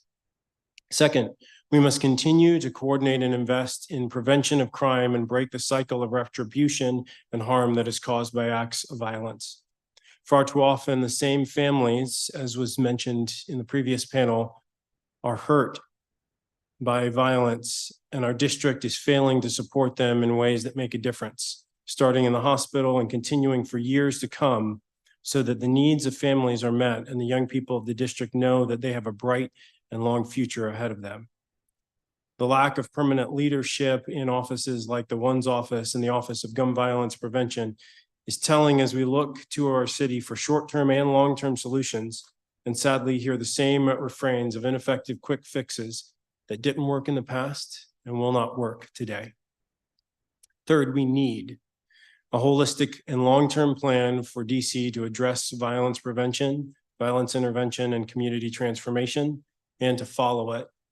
As you know, that was the primary recommendation of the Gun Violence Reduction Strategic Plan. And without those 3 pillars equally supported, we are doomed to fail, just as a stool needs 3 strong legs to stand. I, like my grandfather, went to West Point and served in the Army, including a deployment in support of Operation Iraqi Freedom.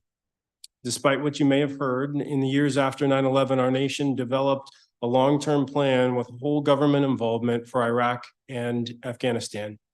It was similar in its comprehensive nature to the plans we developed for Germany and Japan after World War II. But sadly, that plan was never fully implemented. Political and societal will faltered, and the burden was put on the military, and we know the end result has been far from what we hoped for and not close to what could have been. Likewise, many of our leaders and the citizens of the district see the police as the primary, if not the only answer, when we know from history and the current work of our government that many others, that the police are only part of what is needed. An effective solution requires work from across the DC government and its partners. This legislation is an important next step. You and we must hold the executive accountable for implementing all parts of the strategic plan and continue to invest in prevention, intervention, and community transformation. Last week, I gathered with faith leaders from across the district and Maryland to talk about what we can do to ensure that we as people of faith who care about our communities are coming together to do what we can. I can't speak for all of them, but I know Ward 4 and others are committed to doing what we can to make a positive and lasting difference for the District of Columbia and its people, whom we love. We need you to do your part and continue to work to make our city and keep our city bright, safe, and whole. Better as possible, it demands our will to make it happen. Thank you for your time, and may God watch over and protect us all. Thank you very much, Sarah Como, and I apologize about mispronouncing your name earlier. Welcome. Good afternoon. Thank you, Councilmember White, for the introduction of the Whole Government Response to Crime Act of 2023. And thank you, Chairperson Pinto and the other co-introducers for your support of this act. We believe this act proactively addresses public safety through alternatives to incarceration. My name is Sarah Como, and I am the Director of Programs and co-founder of School Justice Project and a Ward 1 resident. SJP supports this act in that it seeks to implement programs the district has already identified as critical for lifting up emerging adults and curtailing cycles of violence and trauma. To address public safety, the government needs to implement and fund the recommendations already presented on key solutions to crime and violence. Like most district residents, I too want solutions to crime, but those solutions should not be increased law enforcement or incarceration. The district must invest in programs. The government must commit to making the district safer through budget allocations and change in agency policies and practices. Over 6 different government reports have been submitted to the executive that address public safety swiftly, justly, and equitably. The report's proposed proactive solutions would disrupt cycles of poverty, curtail crime, and meet people where they are, yet they have not been supported, funded, or implemented. This is detailed in my written testimony. Failing governmental agencies also contribute to a public safety crisis. Agencies that are tasked with serving emerging adults are failing. We should be supporting these agencies. Instead, we are witnessing their continued deterioration. We urge this council to not only continue to brainstorm and introduce proactive legislation such as this act, but to also exert its oversight power over agencies to hold them and their directors accountable. This act implements a longstanding recommendation to support emerging adults and prevent their involvement in the adult criminal legal system through the establishment of a director of emerging adult services. Community-based support and programming must be available to emerging adults. This includes supporting them as they navigate between agencies for access to employment, education, housing, mental health supports, transportation, childcare, social services, therapies, and trauma supports, and economic and social benefits. Too often, my clients get lost amongst all those agencies providing those supports. Who is responsible for what? Where do we find the services that we need? While we need every recommendation of the YRA strategic plan to be funded, it is critical that there is an individual to coordinate services and supports to ensure that agencies are not siloed in their efforts and that the needs of emerging adults are met. This position will break down barriers to service and agency cooperation and improve outcomes for clients. We ask that this position be held by a person who has been justice impacted, and we also support the location of the position within the city administrator's office. We also think that the Act's requirements imposed on the ones are equally important. I talk about that more in my written testimony. We are here today because the government is failing. Agencies are failing. Government recommendations that address public safety are going unheeded and ignored. Programs and interagency collaboration are critical first steps to improve public safety, prevention, and serve young people. Yet those recommended by the government itself are not funded or implemented. Instead, the last few years have only seen proposals to cut funding to programming uniquely tailored to emerging adults and to programming designed to address trauma and violence. As an advocate, I have become disheartened by the implication that council bears the sole responsibility to address the public safety in the district. Council can and does effectively and powerfully solve many problems, but not all problems can be solved by legislation, oversight, and budget allocations alone, especially when council actions are ignored by the government. Things are worsening and not improving, but now we have this act.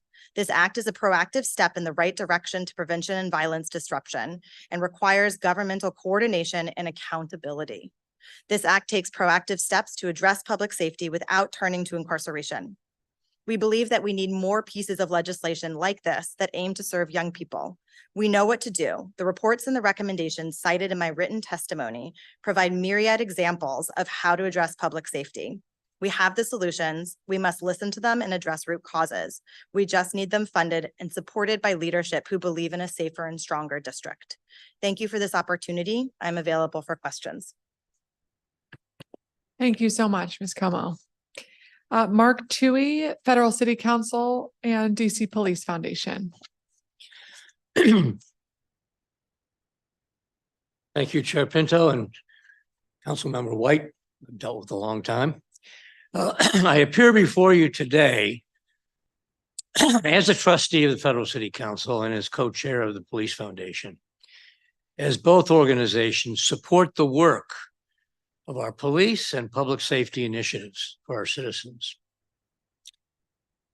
As well as a former federal prosecutor and at times special counsel to this council on law enforcement issues over the years, I commend Chair Pinto and the members of the council for addressing in a granular way, which means the nuts and bolts of public safety.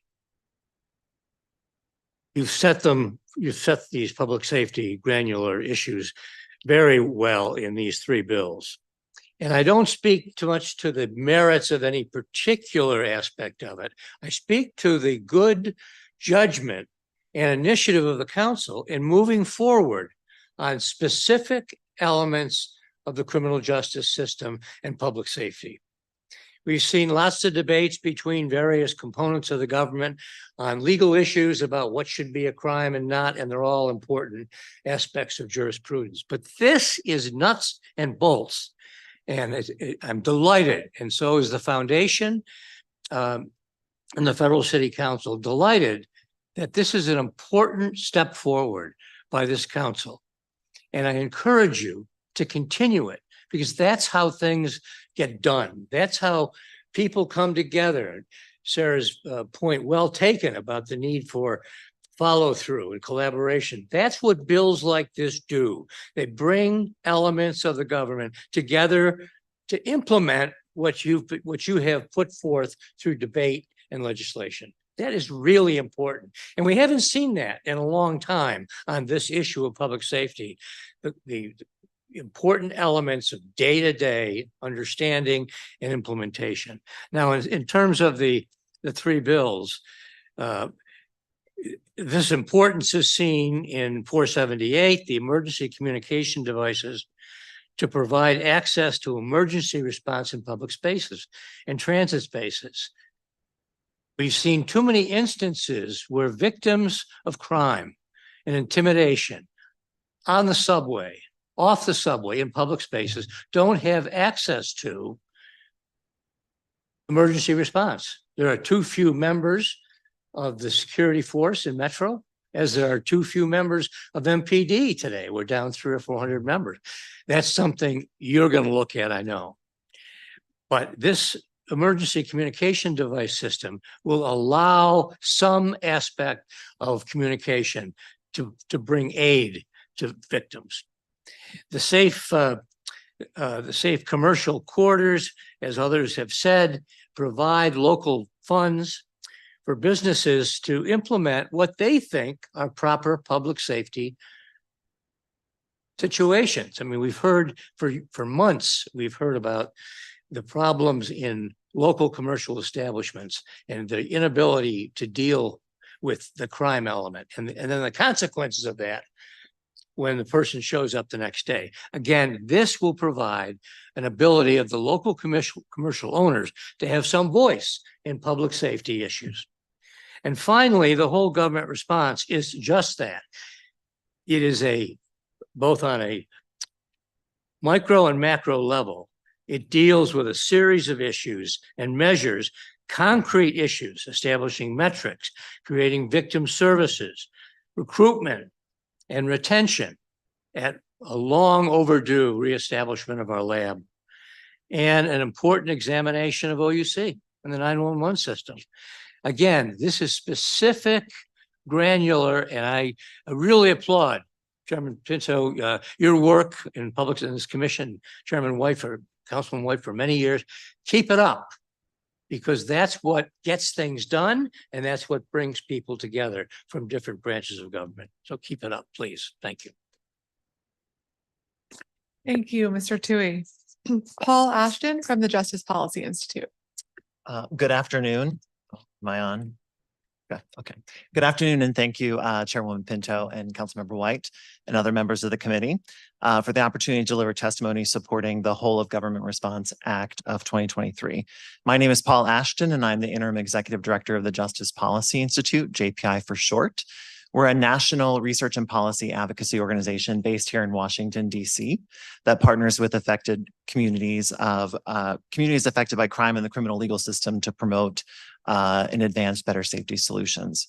In addition to that, just as background, I also serve as chair of the Police Complaints Board for the district and have done so since 2016. I'd like to begin by applauding Councilmember White for introducing legislation focused on responding to the recent increases in certain criminal activity with provisions that seeks to tackle what we've all come to know.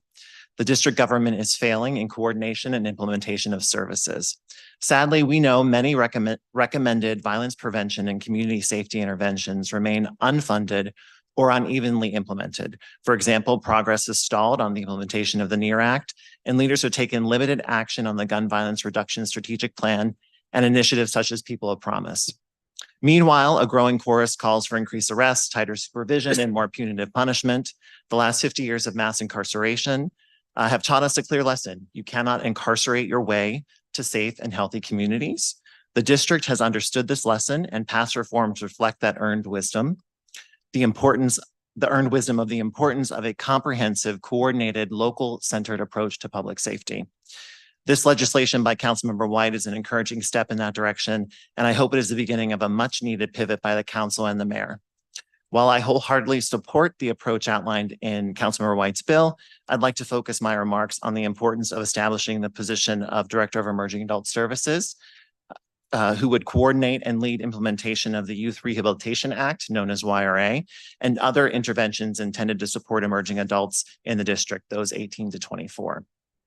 I speak to this issue from a unique perspective as I led JPI's work to develop a strategic plan to implement the YRA and to support emerging adults in the district.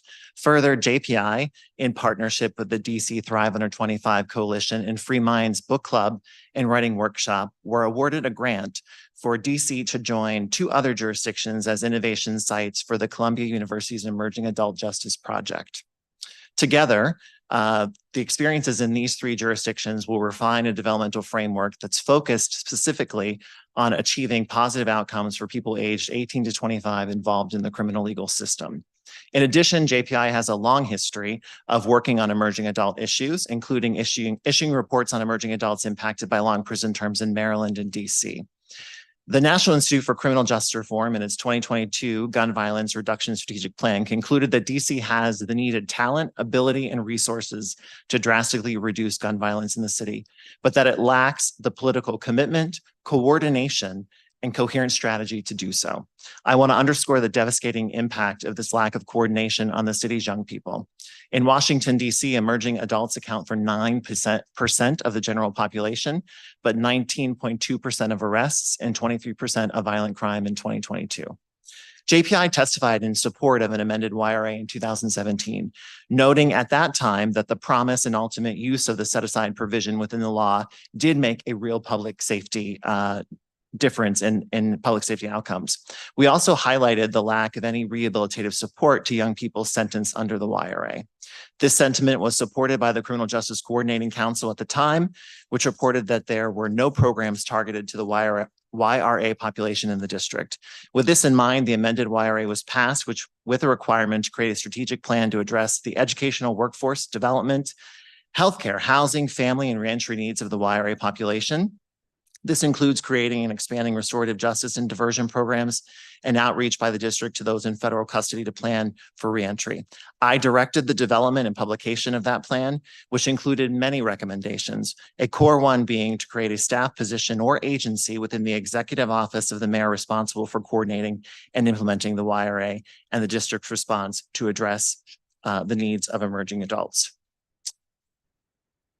I am here to say that the district has failed to implement most of the recommendations in that plan, which is a tragic waste of resources, a lost opportunity to save lives, change futures, and strengthen communities. I implore the council to demand the implementation of the recommendations of the YRA strategic plan, beginning with the establishment of the Director of the Emerging Adult Services. Thank you. I look forward to questions. Great. Thank you very much. Thank you to everybody on this panel.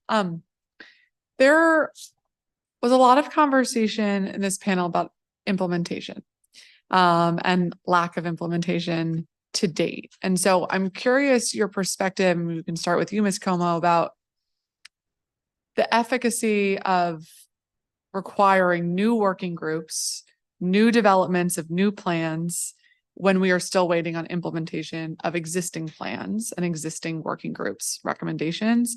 And if you can speak to that, and kind of specifically with the hospitality working group as one example, or the task force for 911 operations, on how you think the council should be thinking about reconciling those two perhaps divergent paths. Of course. I really appreciate the nuance of your question, and it's something that as advocates, we have been thinking through as well. I think when relating to what I testified on specifically today and the creation of a new position, I think that's very important because it's going to provide oversight, especially as housed within the city administrator's office, of every single different agency. And I think what we're seeing, and this is a long way to answer your question, is the working groups that we have, they're just not being supported, they're being ignored, they're not being funded. And I think we need to make sure that we're creating things that are going to have positive change. And I believe that this entire bill will do that.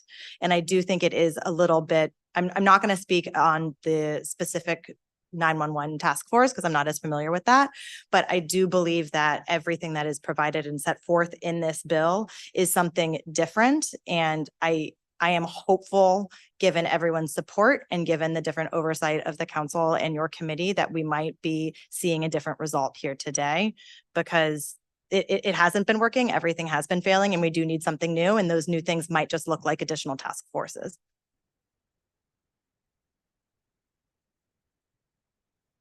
Mr. Ashton, do you have thoughts on that?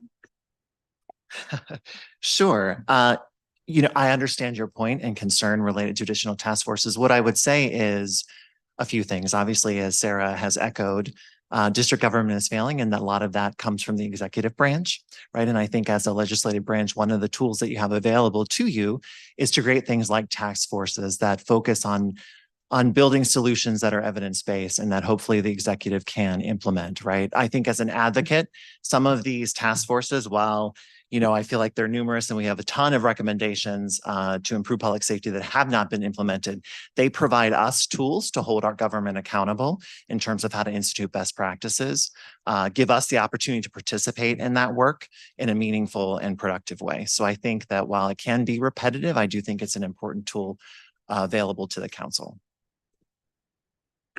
Thank you. Reverend Bostic, do you have thoughts on either the establishment of some of these new recommendations around duties, but also how we can think outside of government to better use the support and scale and infrastructure of government to support the work that's being done in communities, and particularly with our faith institutions?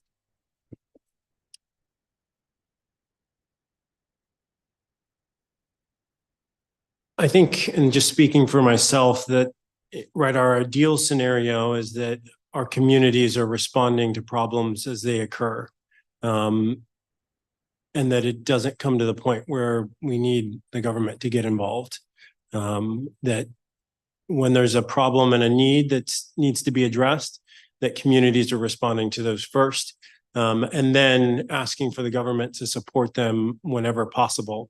I believe my understanding of some of the grants that are available within the pieces of legislation that we're discussing today could possibly be used by community organizations and possibly faith organizations to implement local strategies and local solutions. That's ultimately going to be our biggest success, is when we're able to think locally, neighborhood by neighborhood, community by community, ward by ward, at what this particular community needs in order to be successful. So the more that we can make those opportunities for funding and resources available, I think the more we'll be able to succeed in creating individualized solutions for the complex problems that our neighborhoods are facing. Okay.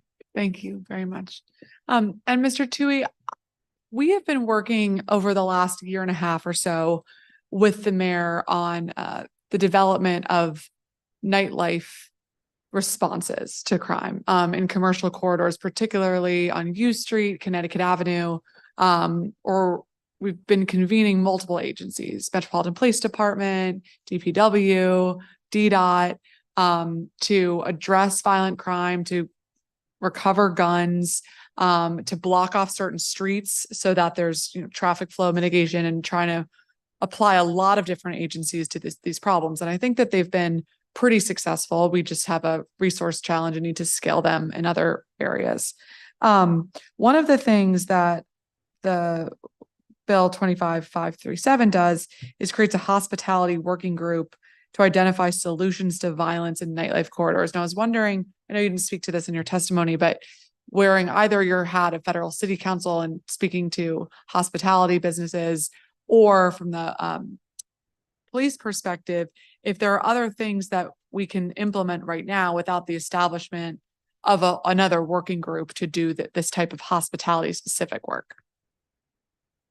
Interesting question because in a recent study that you may not have seen yet, it just came out the other day, Opportunity DC released a study. That's Thursday. And if you don't have this, I'll make sure you get, it was given to me yesterday. It's a group within the Federal City Council that is looking to long-term solutions because that's what they believe the residents want.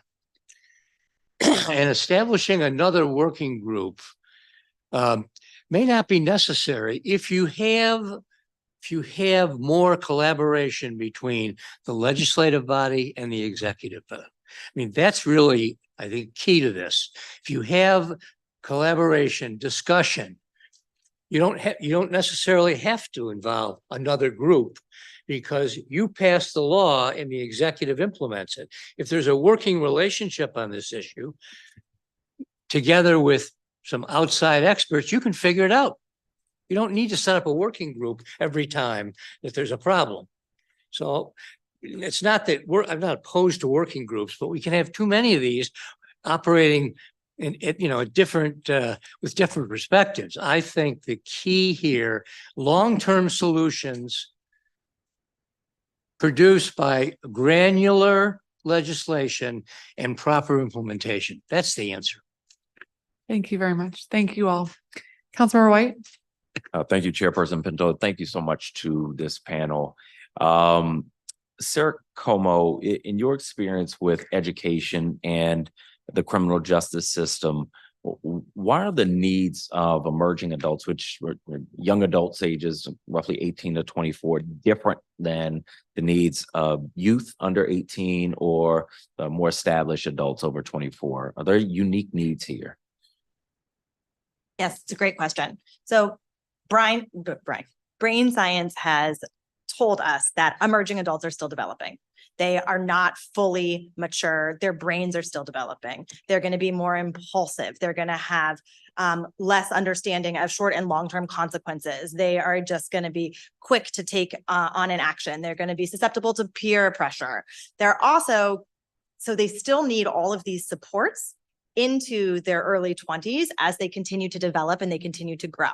But now we're looking at, to your point about different than a 15 or 14-year-old, we're looking at an emerging adult. We're looking at someone who is coming back into society and expected to be independent, but is still doing all of the development and still needs to have all of the services and supports and the underlying mental health supports and access to education and access to the services that they need to be successful. And because of their position in life, because they're not a 14-year-old living at home who's going to 8th grade and in a more traditional environment, they are going to be expected to be on their own. And so we need to make sure that they have very discrete, tailored supports and services for them so they can transition into adulthood.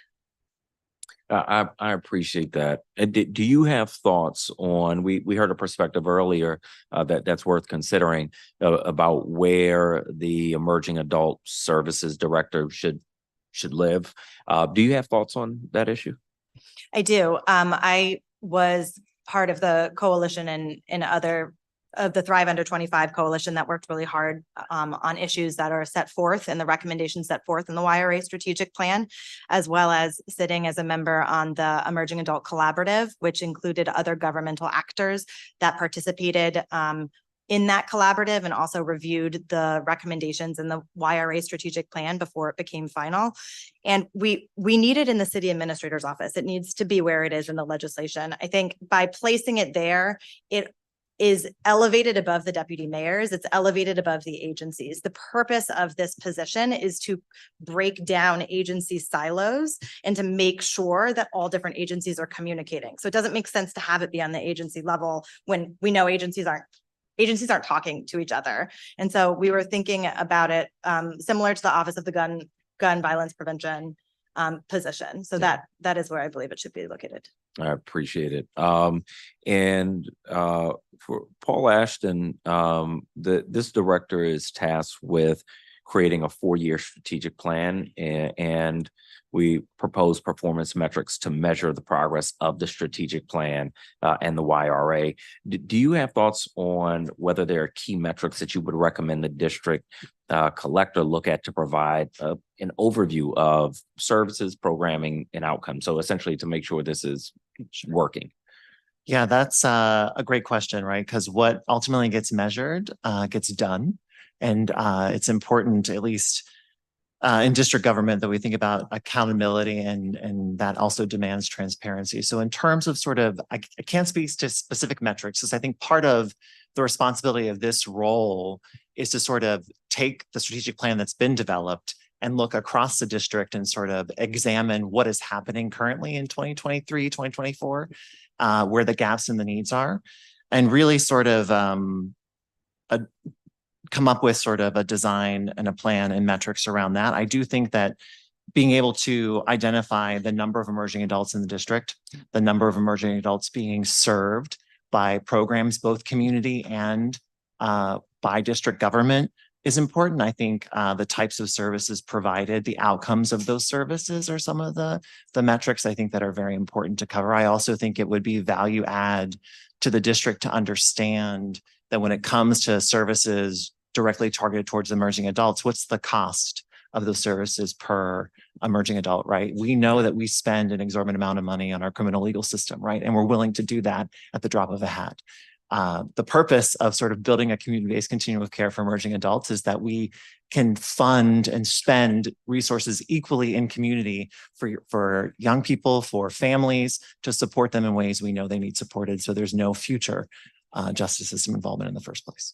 I appreciate it. I'm out of time for this round, but Mr. Tui, Reverend Bostic, thank you both for being with us today. I very much appreciate your testimonies. Thank you, Chairperson. Thank you, Councilmember White. Thank you all very much.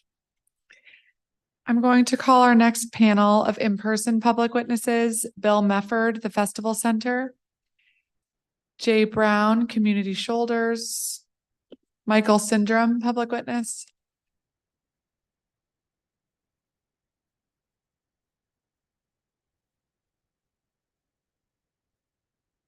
it'll just be you two on this panel, so feel free to sit wherever you're comfortable. Thank you. Don't worry, we've got plenty of virtual witnesses next up. All right, Bill Mefford, the Festival Center, please go ahead when you're ready. Chair Pinto, thank you, Councilmember White and the other members of this committee for holding this hearing. Thank you, Councilmember White, for sponsoring or for writing and introducing the whole government response to Crime Act of 2023. I want to focus briefly on two parts of that bill. One is the creation of the task force to improve the systems around handling 911 calls.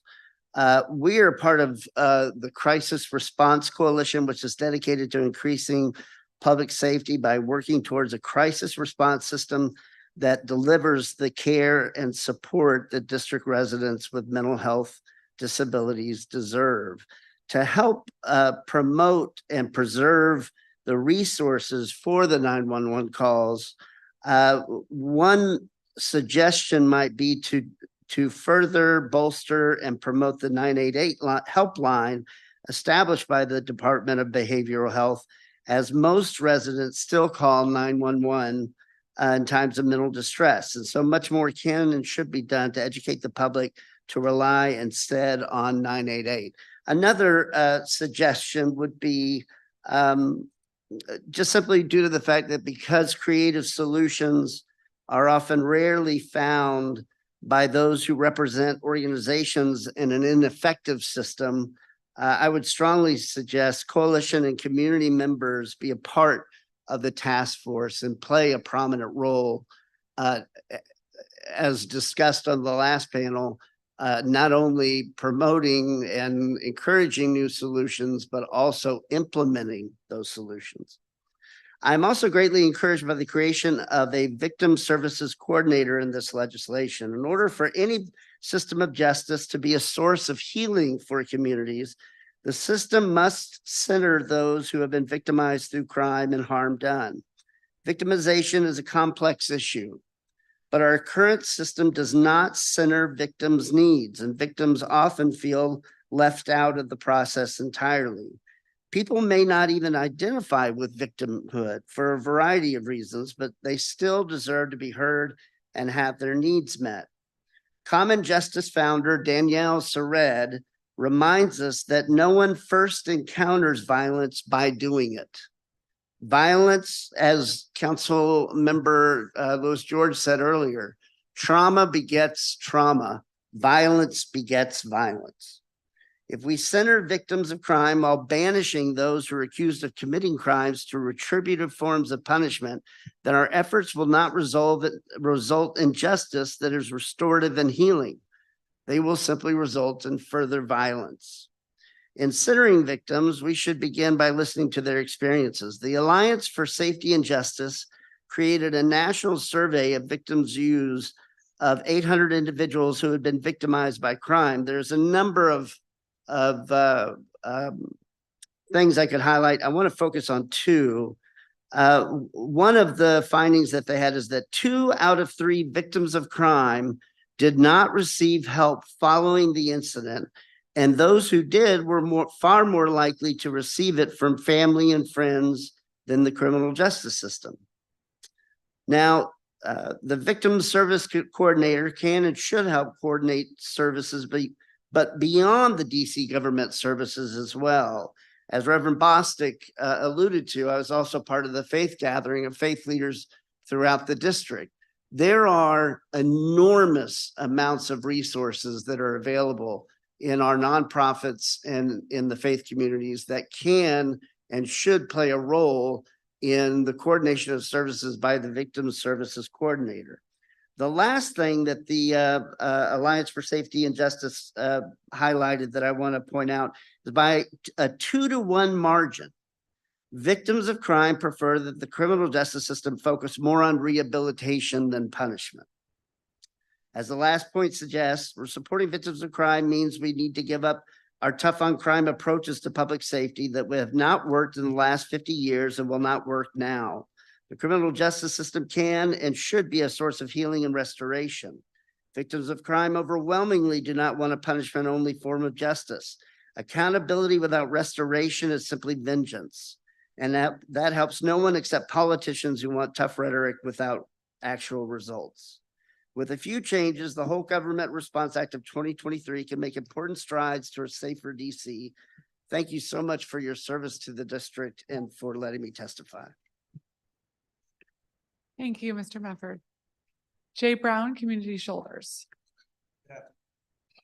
Good afternoon. I love my city. I pray for peace in my city every day. I work hard for peace in my city every day. I also stand with humanity, and I hope the council get behind demanding a ceasefire in Gaza. It's very important because what we see in Gaza, we see in the Black communities, right? But I want to get back to my city right now. However we got here, this crisis, whichever wrong turn or faulty road we took, just know there are people still on that path. People who have been failed, left behind, or misled are still there. We have to fix that road or build a bridge to a better place in life, or we will remain here in a crisis until we no longer exist. So going back to some of the things that you guys proposed, like, let's talk about the 911 system. I lost 6 friends since 2018. And I attribute a lot of the loss to not having an emergency trauma hospital in Ward 7. And so when we call 911, I can tell you exactly where they were killed. Sheriff Road, Division Avenue, Sheriff Road and Eastern Avenue, Sheriff Road, Just Street. So when we call 911, either our calls are being directed over to PG County, or DC is just not capable of handling the call. Sometimes we don't get services at all. So in order to address the 911 situation, you're gonna have to coordinate with your local jurisdictions. If you got those borders that the calls are bouncing off of, you really have to address those, that call center for both call centers on both sides for us to get the proper services. In the meantime, we need to increase the stop the bleed and trauma training in our communities that are not getting services so that we can stabilize somebody before the ambulance get there, since we're having all these problems. So we can extend our stop the bleed program. And our nightlife corridors that you're talking about, we have to focus on the owners of the clubs, the promoters of the club, and the security companies, meaning that the owners of the club are taking shorts and when it comes to security to get money from a promoter. So if you're promoting a club, you're promoting an idea, you're promoting a function, and you're saying, I'm gonna get this amount of money into the club, the owners sometimes would turn their head when it comes to safety. The security companies will work for the promoters or work for the owners. If you say, let him in, he's only 19, they're gonna let him in. You say, let him in, don't pat him, they're gonna let him in, right? So we have to do some bonding when it comes to our promoters. We're gonna have to have some license when it comes to promoters. It's gonna have to have some license and bonding when it comes to our security company. They have to be accountable for the things that they're promoting. And I feel like each promotion, every function that they promote, they should have a security plan associated with that promotion. And that security plan should be submitted to the neighbors, the community members, and whatever other element that is involved in that nightlife security corridor. Anything other than that, you're going to fail, right? We're talking about the surveillance of our community, more surveillance, because we want to, make sure that somebody doesn't commit a crime, prevent somebody from committing a crime. You can put all those cameras up. You got to make sure that those cameras are able to identify somebody in distress, a hungry child, a distressed mother, a young man who came home from jail and can't find his way. Can them cameras determine that? Can those cameras determine that? Will they be able to force you guys to hold agencies accountable or mandate agencies to respond in real time, just like you do with MPD? These are things that we need to look at outside the box. I heard the gentleman up here saying, and he wants to bring in police and surveillance camera of Georgetown so he can call from store to store because somebody looks suspicious, right? Because crime is now in Georgetown. But when crime was just in Ward 7 and 8 and people were spending that crack money up in Georgetown, they wasn't complaining then. So we need to really look outside that box and figure out a way that it would benefit us all in real time, real life situations. I'm tired of all these people coming up here. Either they're trying to exploit what's going on in our community, or they want to lock us up for what's going on in our community. We got to do better. And everybody about talking about the executive branch is failing, call them out by name. Lindsay Apaya, the Deputy Mayor of Public Safety, is failing our community. The one's office really need to start looking at where that money went to, because people in the community know, and these young men that's working real hard, these young men and women that's working real hard, losing their credibility out there. Y'all better start looking at it. Thank you, Mr. Brown. And thank you, Mr. Mufford. I'm interested in a lot of what you both said, but in terms of the 911 operations and the border issues, one of the things that we've been working with OUC on and they've been improving their training in is geographic training for all their call takers. But that doesn't help the issue of if the call is literally picked up by the wrong agency. And so in those examples that you gave, and I'm so sorry about your friends who've lost their lives, is that what happened? Those calls went to the wrong police agency? And a couple of them, they went to the wrong agency. They went to PG County because it's so close. Eastern Avenue, they went to PG County. There was one that we had to run down the street and literally get help. Somebody bled out because we had to run out because nobody could get the call in.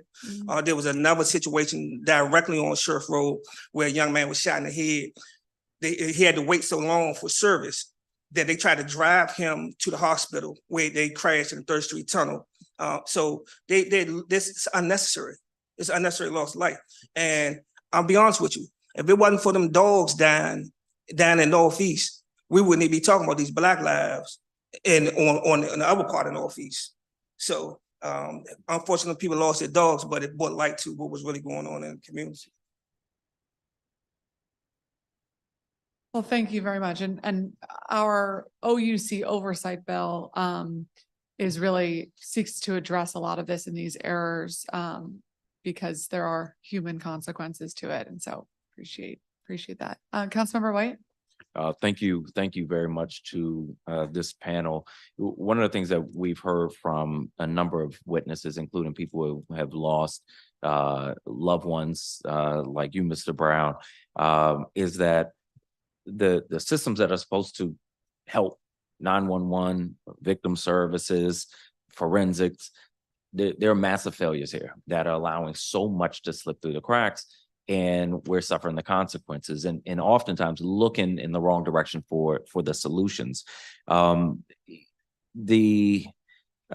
For when you've lost friends or seen other people become victims of homicides in the city, one of the things that my bill focuses on is victim services. What's your experience with people who have faced losses in our city or been victims of crime or had family members become victims of crime? What's your experience with them getting the help and resources they need? Most of the people that I know bypass victim services because it's too much red tape. It's it re-traumatizes them.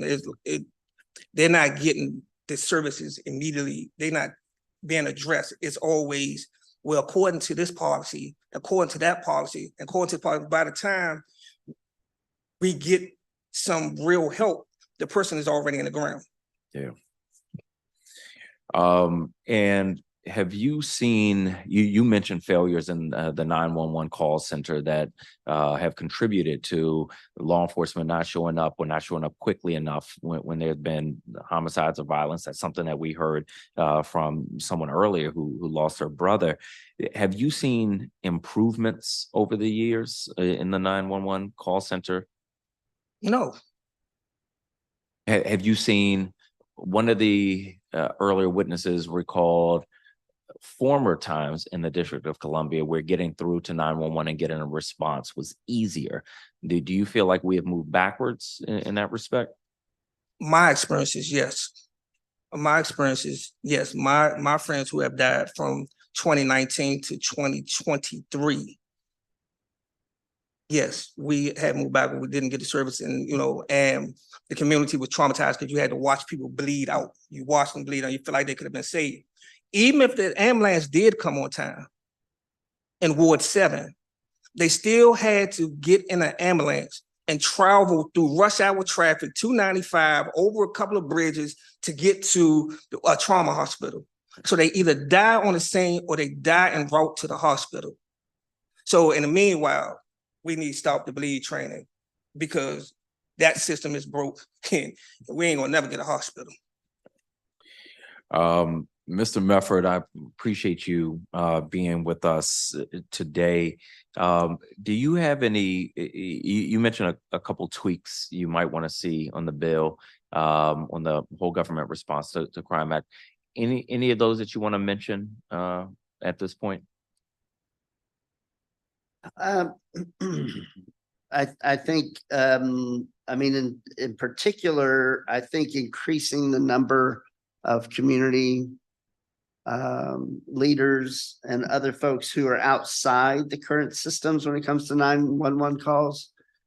What I've seen is oftentimes, I worked for a large denomination for most of my life, and whenever stakeholders who were running different agencies or ministries or part of the denomination were asked to weigh in to make changes, they would weigh in to make changes that would preserve their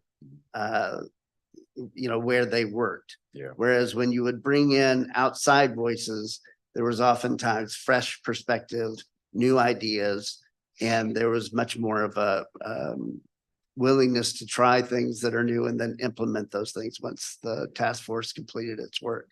That's just simply from my own experience. And then I think with the victim services coordinator, again, I think coordinating and identifying especially the vast array of services that are out there, because I think one of the things that we see is that the support network is so much deeper and stronger when it combines both the government agency, government services and community, and particularly services from the faith community.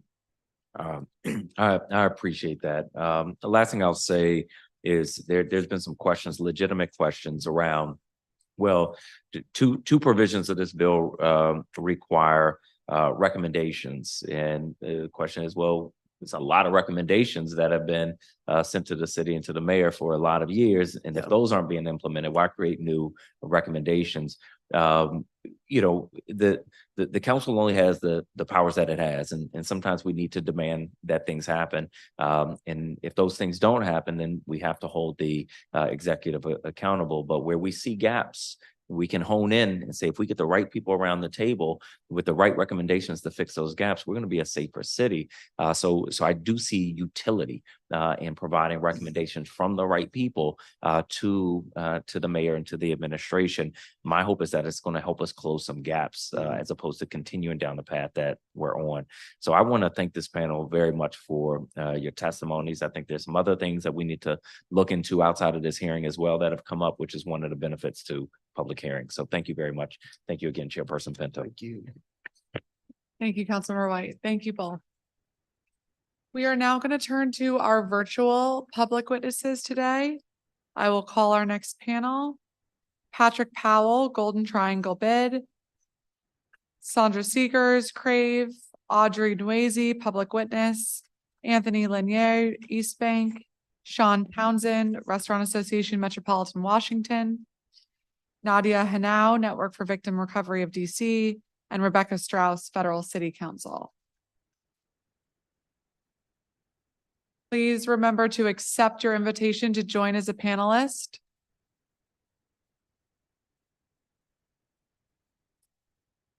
Patrick Powell from the Golden Triangle Bid, whenever you're ready.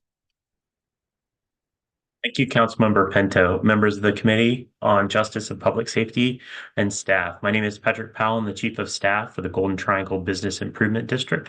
The BID is a nonprofit organization that's established by district law to provide a clean, safe, and vibrant environment and retain and attract businesses to the core of DC in our neighborhood, the Golden Triangle. I appreciate the opportunity to testify in support of the Safe Commercial Corridors Amendment Act, as well as the Improving Safety and Emergency Response on Transit Corridors. While the initial rollout of the Safe Commercial Corridors grant program is ongoing, the Golden Triangle Bid recognizes the need to think creatively about how we meet the current public safety needs of our neighborhood. And we strongly support the Safe Commercial Corridors Act of 2023. Safety and the perception of safety are critical for getting people to return to downtown, to work, to live, and to visit. Safety and a healthy economic situation downtown are inextricably linked. We consistently hear from businesses of all sizes about the impact of crime and violence on the health and safety of their employees and their customers, as well as their ability to successfully operate their business. The BID's award-winning Safe, Secure, and Prepared programs are centered on establishing networks, identifying trends, planning, and implementing protective measures, and assisting the district in responses. Once a crime occurs or a public safety issue is identified, we work collaboratively with community members and district authorities to gather and share information, discover and implement safety improvements, and evaluate the impact of those improvements. We regularly work with property managers, provide on-site safety exercises and trainings for buildings and their tenants, and host safety council meetings with district safety officials, including MPD, Park Police, Transit Police, and HCMA and others. Looking to the future, we plan to apply for the Safe Corridor Commercial Grants Program to build upon our success in these areas.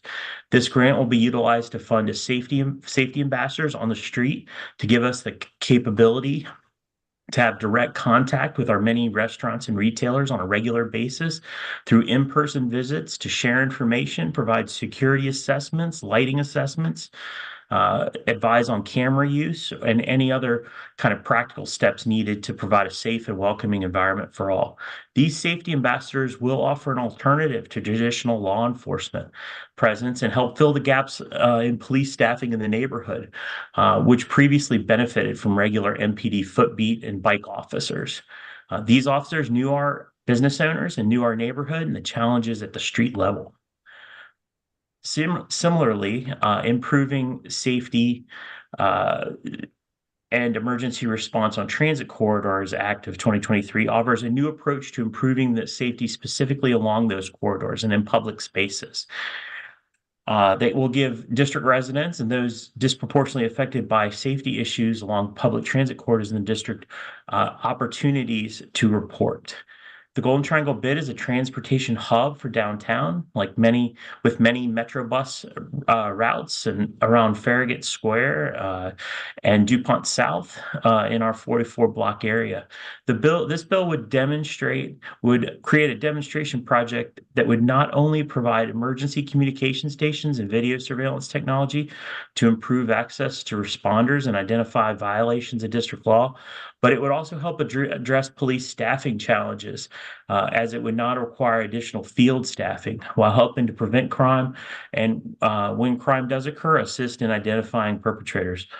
Both of these bills provide urgent and targeted actions to address public safety in our commercial corridors. Thank you for the opportunity to testify today in support of these two important bills, and I'm happy to answer any questions that the committee may have. Thank you, Mr. Powell. Sandra Seegers, Crave. Good evening, good afternoon. I'm Sandra S.S. Seegers with Crave. I'm the convener. I'm a Congress Heights Ward 8 Southeast resident. I am a member of Crave, which is a member of the East of the River Public Safety Consortium, and I am co-host of the First Friday group. I'm here today to speak on and show support for Bill 25-0537, the Whole Government Response to Crime Act of 2023, B 25-478, the Improving Safety and Emergency Response on Transit Corridors Act of 2023, and Bill 25-483, the Safe Commercial Corridors Amendment Act of 2023. The first one, Bill 25-0537, Whole Government Response to Crime Act 2023. I like the bill and support it, but in my humble opinion, this bill is not going to decrease crime if that is the general intent. However, it should assist victims in being made whole, keep track of progress of entities whose goal is to prevent crime, and it should help solve some crimes. This bill seems to do nothing to make the public feel safe because the criminal code favors leniency. This bill should complement bills intended to stop crime and give stricter punishment to offenders. Moreover, I believe crime is not going to decrease anytime soon, but I think with Councilmember Brooke Pinto chairing the committee, we are headed in the right direction. In this bill, the transparency of data and outcomes reported by violence reduction programs will make us aware, thereby giving us a solid ground to make suggestions for improvement. In Section 202, the establishment of the Victim Services Coordinator should make it easier for victims to be compensated. By the same token, I believe this section indirectly informs us that crime is going to be around for a while because it emphasizes the need for victims to be compensated for crimes committed against them. In Section 206, Public Awareness Campaign, there should be attractive, eye-catching literature advertised in the context of this bill, and literature should be given to agencies to distribute. I believe all agencies that deal with the public should be contacted through the Public Awareness Campaign. In addition to the ones identified in this bill, for the distribution of the literature, I believe the following should be included: the ANC, DCRA, DMV, DBH, BOE, OCF, CFSA, FEMS, DOEE, and health centers. Section 305, the advisory board, the director of the newly established emerging adult services should include one member of the clergy and the director of returning citizens. And Bill 25-478, the Improving Safety and Emergency Response to Transit Corridors Act of 2023. This bill is self-explanatory, and it should deter criminal activity. The question would be to fund this project, where the funds will come from, and how would the locations be selected. In Bill 25-483, the Safe Commercial Corridors Amendment Act of 2023, some possible uses of this funding would be to improve lighting to deter crime. Residents and ANC commissions in Ward 8 have been saying this for years to no avail. There should be an upgrade to all lighting in Ward 8, especially the main thoroughfare. And that ends my statement. And I want to give a shout out to Mark Tui and his statement. Thank you so much, Ms. Seegers.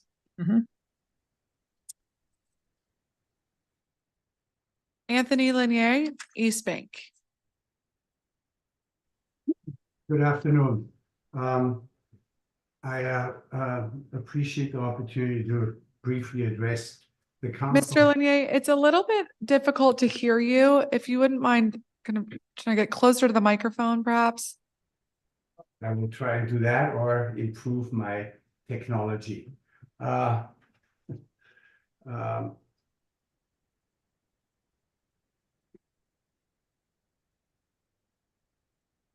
In the hope that this is an improvement over the past. Okay, it's still a little bit difficult. So if you could just try to speak as loud as you can, and we'll do our best.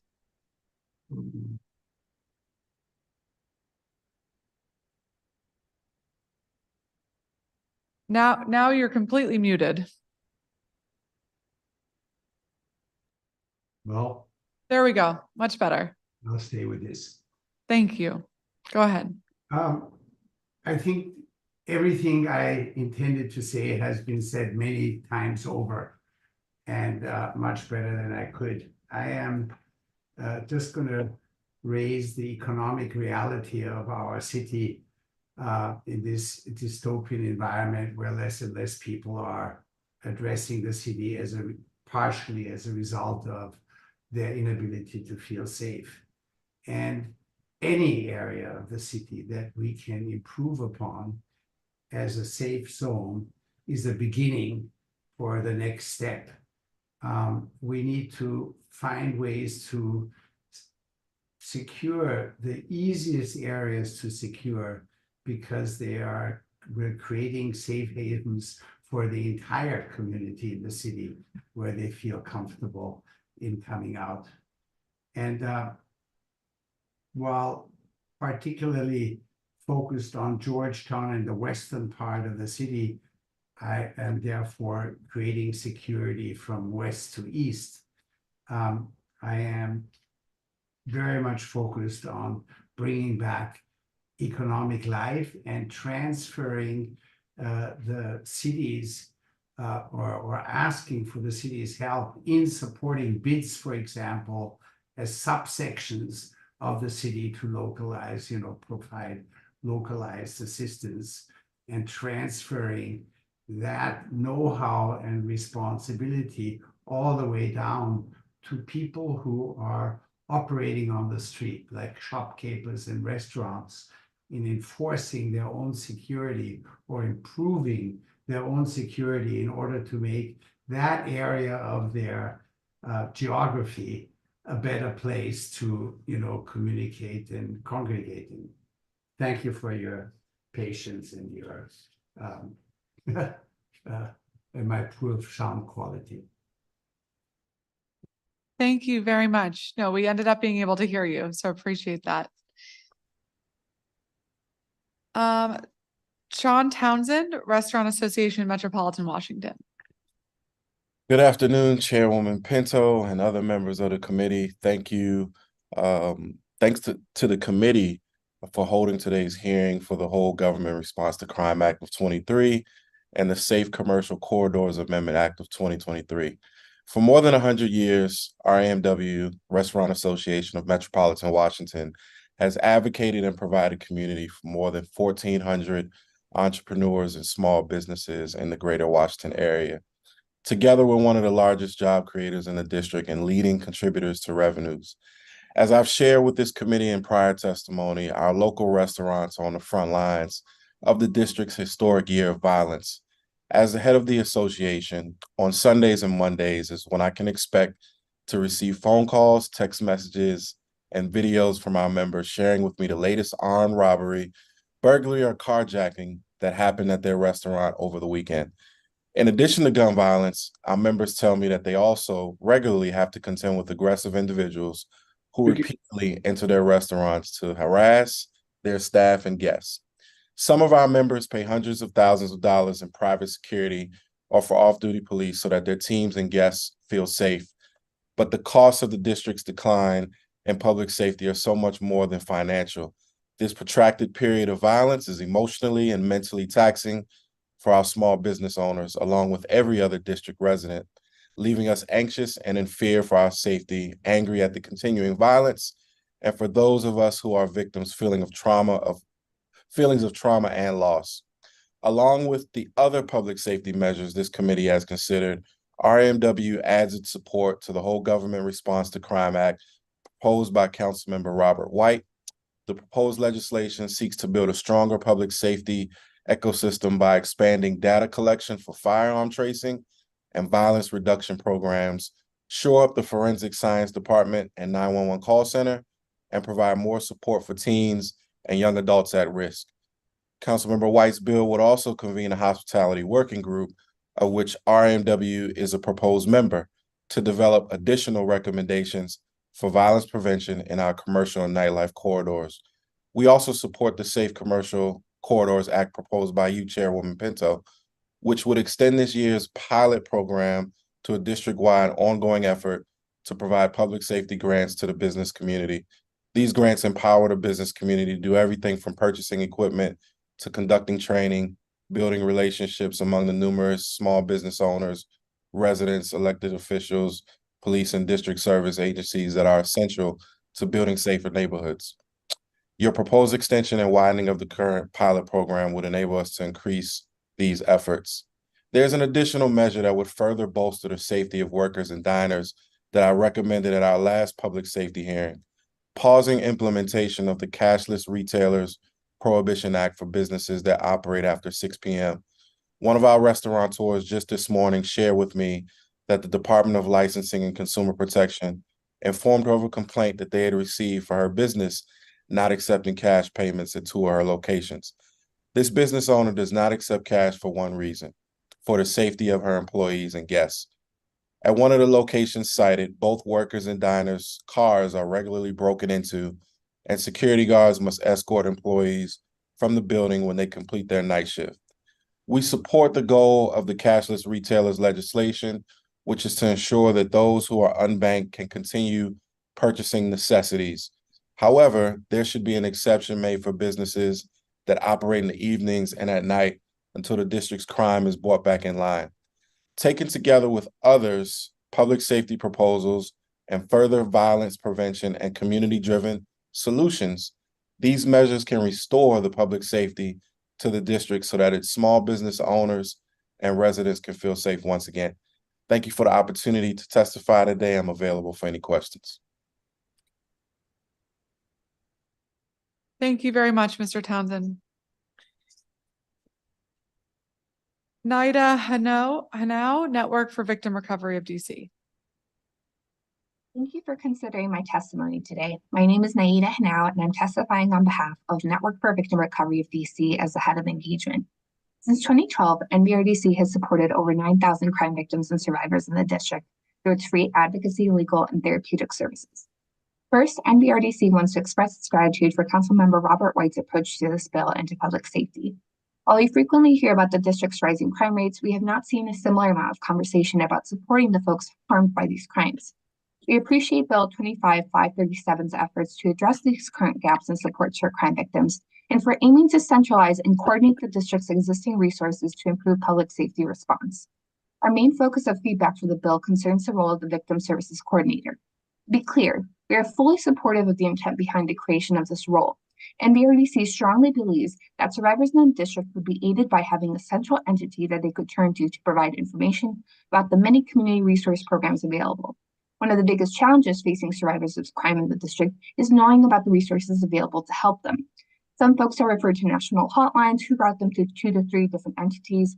For the folks who are able to connect to a local organization, they may have to contact several providers to find one that serves their particular victimization, identity, income, etc. This is a burdensome ask for a survivor who may still be in a moment of crisis after their victimization. While there's also support for victims through the MPD Victim Services Branch or the U.S. Attorney's Office, these roles have some limitations. First, the support is only available for survivors who feel safe reporting to the police. Second, and of particular importance in this bill, is that these roles, while beneficial in many ways, are very limited in the protections they offer survivors in their communications with them, since they are subject to Brady v. Maryland. While in theory this means that only incriminating information about the survivor would be turned over to the defense, it is common practice to share information that goes beyond this scope to err on the side of caution, despite it being a violation of the victim's privacy. Information about the survivor's emotional state, family life, mental health access, etc., could all be turned over based on conversations with an advocate from these offices. This can often be confusing to survivors and feel like a betrayal of trust. Placing the proposed Victim Services Coordinator role within a government agency like the Office of Victim Services and Justice Grants, as proposed in this bill, would create a similar Brady obligation and therefore inherently limit the role's ability to support without endangering the survivor's privacy. The Council wishes to create a role that can assist survivors with connecting to the resources that they need within a safe and confidential space. MBRDC suggests that the Victim Services Coordinator role within an existing community-based provider that has the infrastructure, expertise, and experience to provide navigation services to all types of DC crime victims. Because community-based providers can meet the legal requirements to ensure confidential and legally protected communications with victims, residents can feel comfortable calling and sharing whatever information is necessary to be connected to supportive resources without fearing that information can be used against them.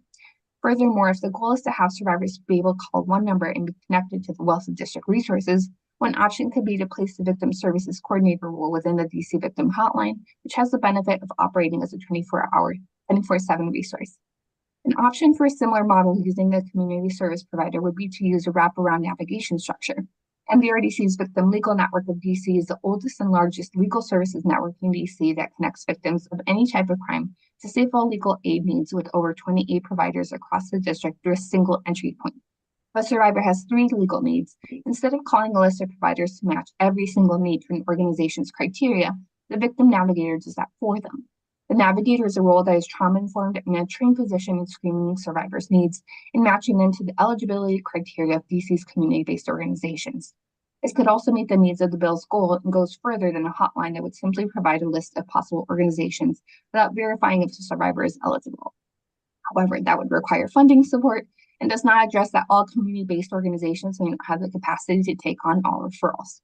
To be clear, MBRDC doesn't oppose a role living within OVSJG that works with providers to collect feedback about survivors' experiences with victim services. We simply oppose placing a direct victim-facing service role that provides any information or advice within the government agency, and greatly encourage this committee to work with existing hospital-based violence interruption programs on what is needed to support and strengthen their efforts. Furthermore, we applaud the bill's proposal of a PSA promoting the district's resources for survivors, since lack of awareness about these services is one of the greatest issues plaguing DC. Thank you again for considering a bill that seeks to address the needs and supports available to the district survivors. I'm happy to answer any questions that you may have. Great. Thank you so much, Ms. Hanau. Rebecca Strauss, Federal City Council. Hi, Rebecca Strauss, Director of Economic Initiatives at the Federal City Council. I'm also speaking on behalf of ANC 2C, which is downtown city center, Penn Quarter, and Chinatown. In this testimony, I'm banging the drums of crisis, and we hear from our members every day that something has to change. The status quo is unacceptable. And I hear it from residents in my building and in my neighborhood. I know personally in Logan Circle, where I live, condos in my building aren't selling anymore. When I walk around, I don't bring my wallet anymore. I only have a credit card and my ID because I'm worried I'm going to get mugged. When I drive around in my car, I think, am I next? And I've now installed air tags and make sure that it's operational. I come up with a plan of what do I do when I'm next. I've lived downtown for 10 years. I've never felt so unsafe. I know that my neighbors agree. So I applaud all of these bills and efforts to bring decisive change. I know the Active Act and the Act Now Act dealt with enforcement. That's part of the puzzle in improving the crime situation and increasing crime deterrence. And the bill is being considered today for more surveillance in transit. That'll improve enforcement. People will feel safer. And of course, providing more services is important. That's part of the solution. Improving violence interruption services is important, and I know Robert White's bill gets at that. And funding for commercial corridors.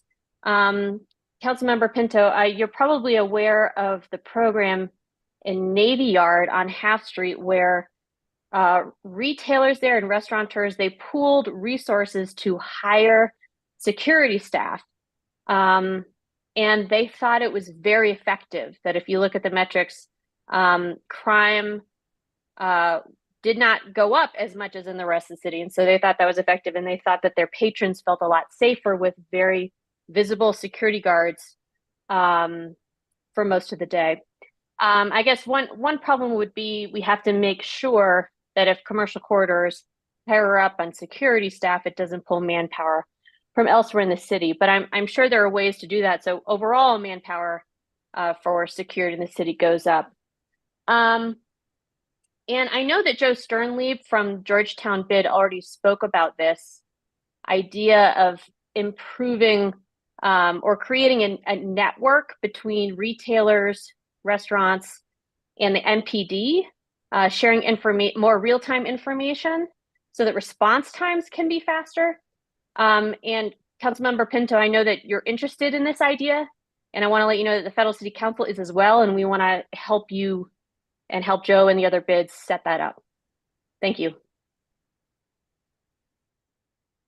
Thank you very much, Ms. Strauss. And thank you all on this panel. I do just want to note, because I think this is really important in terms of the commercial corridors grants, that this funding is not in lieu of police funding. It is not intended to pull resources away. It is meant to be a supplementary source of funding to give commercial corridors added security and interventions that they need, not in a one-size-fits-all model, because that may look different in different commercial corridors throughout the district. And we want to make sure that that money gets to the ground and gets to the community in a way that works best for them.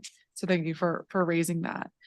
I want to ask you, Mr. Townsend, about the cashless retailers. So, and I appreciate you testified about this need recently on a different public safety bill. And one of the things that we want to stay open-minded to throughout this fall as we contemplate the many different legislative proposals before us are how can we be most responsive to the needs on the ground right now in a way that will improve public safety and in a way that will be sustainable over time. And as you know, a third of district residents are unbanked.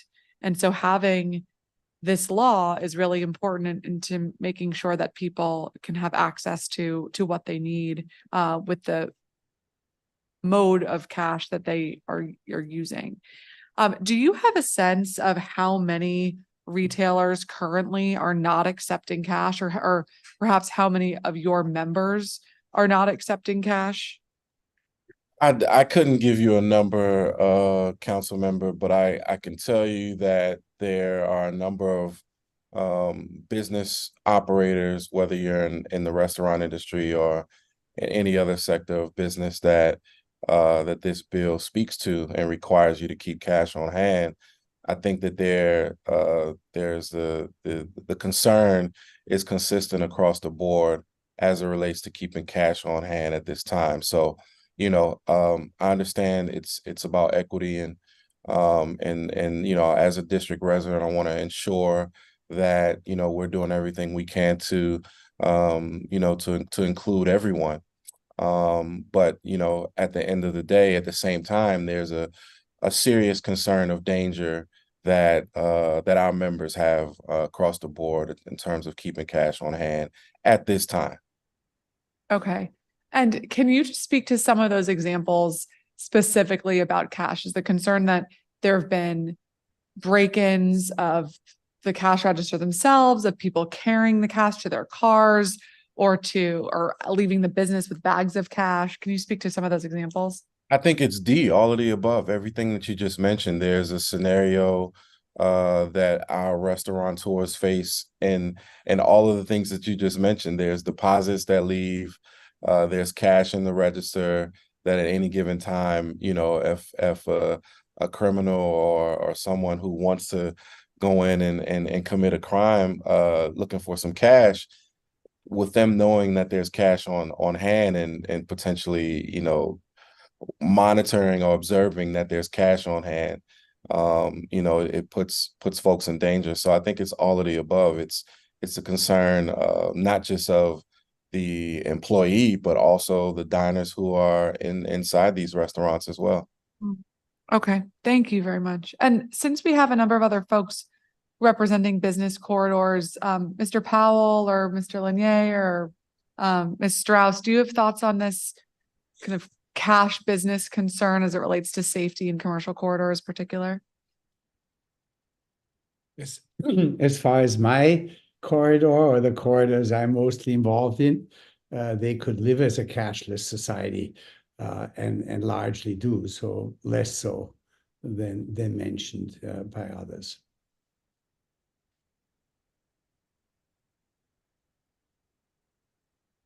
Go ahead, Ms. Strauss, if you. I don't have anything to add. I'll let the bids respond to that. Okay. Thank you. Thanks, Sean, for that. I think that I don't really have a whole lot to add. I have heard from some of our nightclub operators that they do have, you know, concerns having cash on hand after their businesses, but I don't have a specific policy recommendation for that. Okay. And Mr. Powell, let me just ask you, in these last couple seconds, we had a witness earlier testify to some of the challenges with promoters and owners for criminal activity. And I don't know if you heard that specific testimony, but I wanted to get your take on other things that we can be doing as a government to ensure that promoters and owners are part of the solution when it comes to public safety interventions. Absolutely. Thank you, council member. You know, I've been working on nightlife issues in the Golden Triangle for a very long time, and we really do appreciate the coordination with the nightlife task forces. And I do think from the owner's perspective, being able to identify those good promoters that are doing it for the right reasons, they're drawing the right crowds, and it is something that I think would be helpful for owners. And doing, you know, having training and classes on how to manage that type of activity. But I really do think the step in the right direction is definitely the nightlife task force model, where all of the government agencies come together to help us have a safe and managed nightlife. Thank you very much. Thank you all. Councilmember White. Thank you, Chairperson Pinto, and thank you to this panel. Let me start with Naida Hanau. I appreciate your testimony a lot, and your focus on a particular part of my bill. This year, I spoke with a mother whose son was shot in 2020 and was transported to the hospital for emergency services. Very fortunately, her son survived, but the trauma it caused and is still causing them is significant. This mother shared with me that the process to get help was confusing and frustrated, and she wished there was a person that connected her to services and helped her navigate each stage of the process, given the fact that she was being traumatized. She's trying to deal with her son, who's now in the hospital in severe condition, and just the unknown. Like, none of us expect to be victims of violence, and if it happens, we don't necessarily know where to turn. So that's what I'm trying to get at here in a coordinator. Make it easy to figure out who to reach, and let that person help navigate you from there. In your work with victim and survivor services, how should the district reach people who need support but are not connected to services immediately after an incident?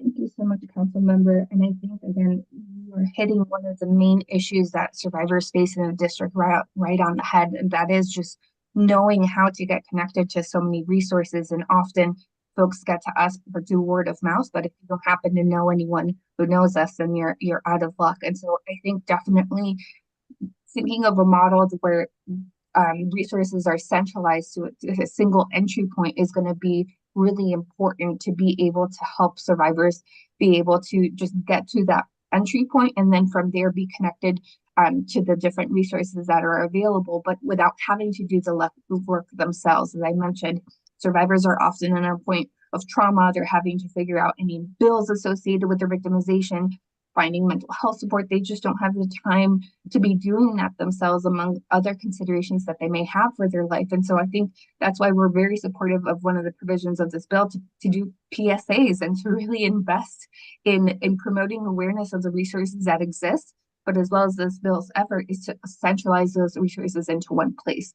Our feedback for this bill is that we don't necessarily believe that the Office of Victims, Justices, and Service Grants is the best place to do that, but still completely agree with I think the struggle that many residents have faced, which is just like, where do I go? Who do I talk to? Especially for folks that don't feel safe going to the police or to the U.S. Attorney's Office, having not depending on those being the entry points to getting residents to supportive resources that they need, and instead offering ideally a 24/7 resource where they can go, and from there there's someone to support them and helping them navigate through the many nonprofits that exist to support their needs. And I mentioned a wraparound legal network model as an example of something that could work for the district.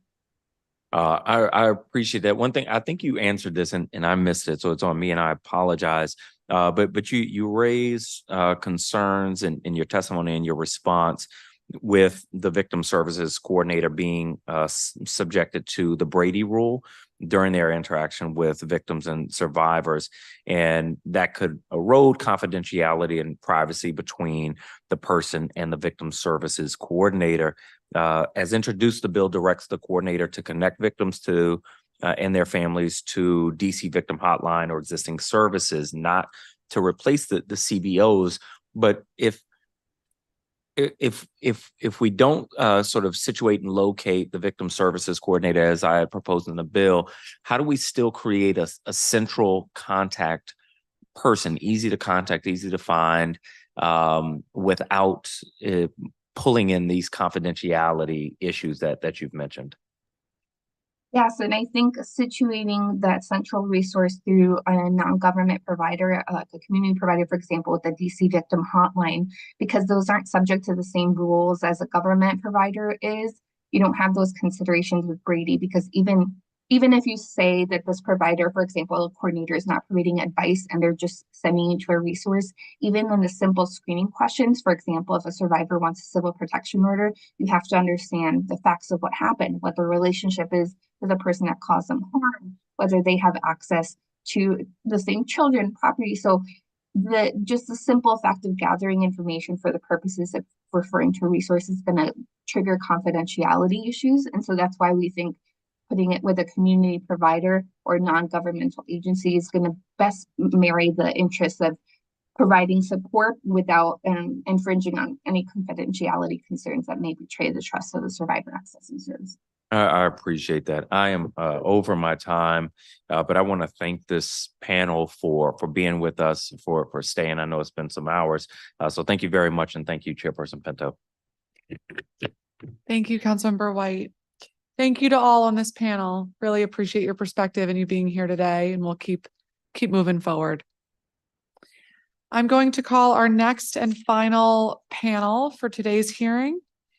Jean Downing, Thrive Under 25 Coalition, Jamila White, ANC Commissioner for 8A05, Kyle McColgan, Greater Washington Board of Trade, Michaela Deming, DC Coalition Against Domestic Violence, Alex B., Public Witness, Amy Fettig, Public Witness, and Paula Edwards, ANC Commissioner 4A01.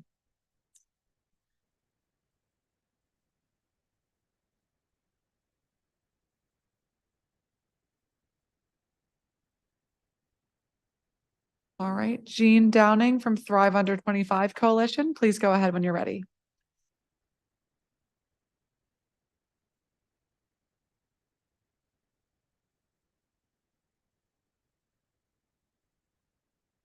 Good afternoon, committee members and Chairperson Pinto.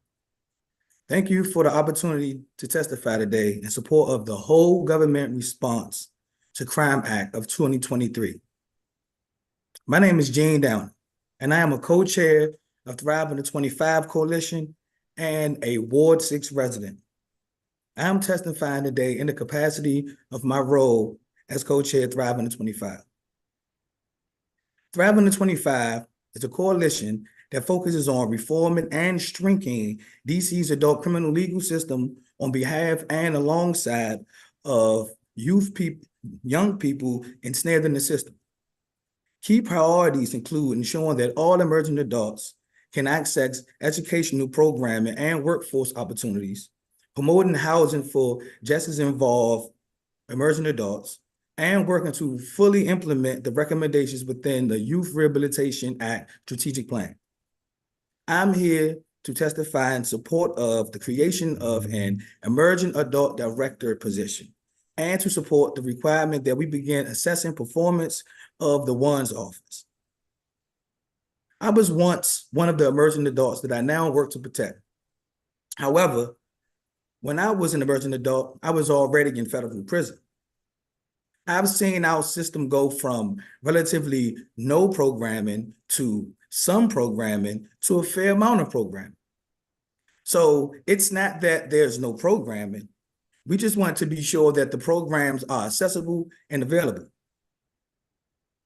If I've had some of the opportunities when I was an emerging adult that I offered now, I probably wouldn't have ended up in prison in the first place.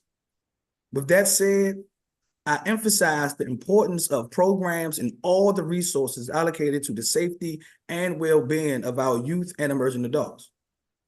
No system is perfect, but by implementing the position of emerging adult director, that is one step closer to perfection. Having a position of oversight gives us great confidence that the necessary strides are taken to making sure that our emerging adults' needs are met. In fact, at Thrive, we believe that the establishment of a position to coordinate all services for emerging adults, from violence interruption programs to education to housing, is critical. We need to ensure that young people can come home and access safe housing, employment opportunities, education, violence interruption programs, and mental health supports. One recommendation from the YRA strategic plan was such a position. The strategic plan was created by legislative mandate. It was published and finalized in 2021.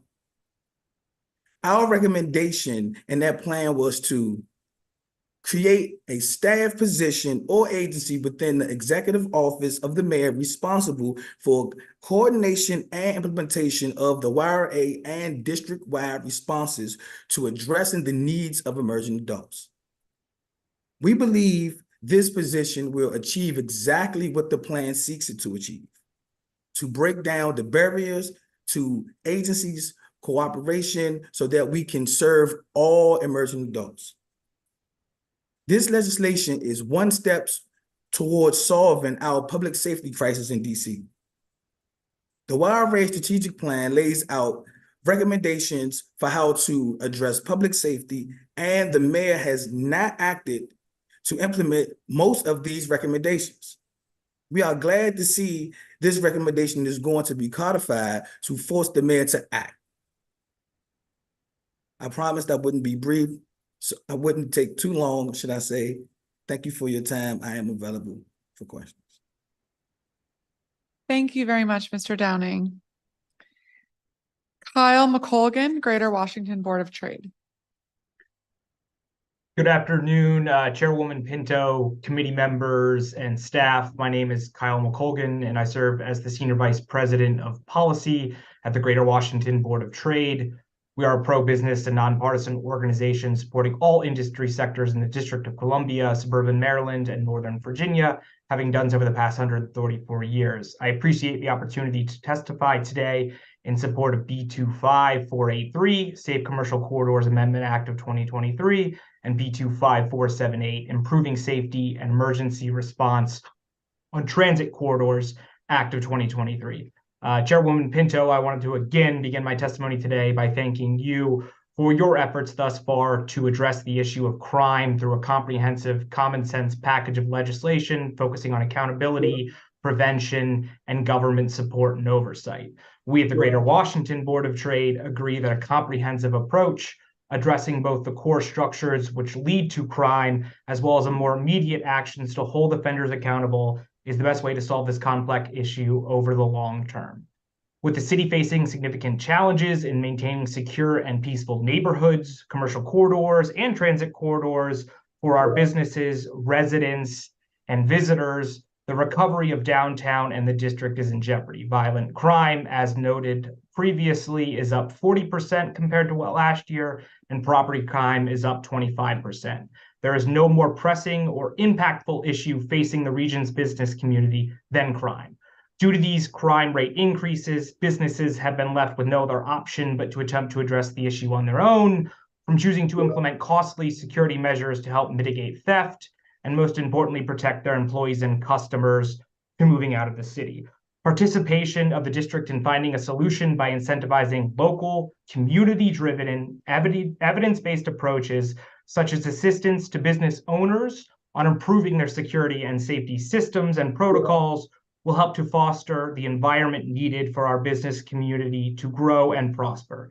The Safe Commercial Corridors Amendment Act of 2023 provides resources to organizations in order to assist in this effort in a hyper-local and creative way. Just as important as residents, employees, and visitors feeling safe within businesses and commercial corridors is their feeling so when utilizing one of the primary means of getting there, public transit. As WMATA continues to make progress in providing reliable transportation, efforts to ensure safety must keep pace, as even the most reliable system won't be utilized if passengers do not feel so. The demonstration program established in the Improving Safety and Emergency Response on Transit Corridors Act of 2023 is a good step in assisting those disproportionately impacted by safety issues along public transit corridors by providing emergency communications and video surveillance technology, improving access to emergency responses, and identifying those committing criminal acts. Additionally, it would do so without straining the limited resources of our law enforcement agencies. Without addressing crime and public safety, there will be no meaningful recovery, not just in the district's downtown area, but in its entirety. Both pieces of legislation, in this instance, assist in progressing us towards an environment that allows for the economic vitality needed. We urge the council to continue their efforts to comprehensively resolve this issue. Thank you for the opportunity to testify, and I'm happy to answer any questions. Thank you, Mr. McColgan. Jamila White, ANC Commissioner, ANC 8A05.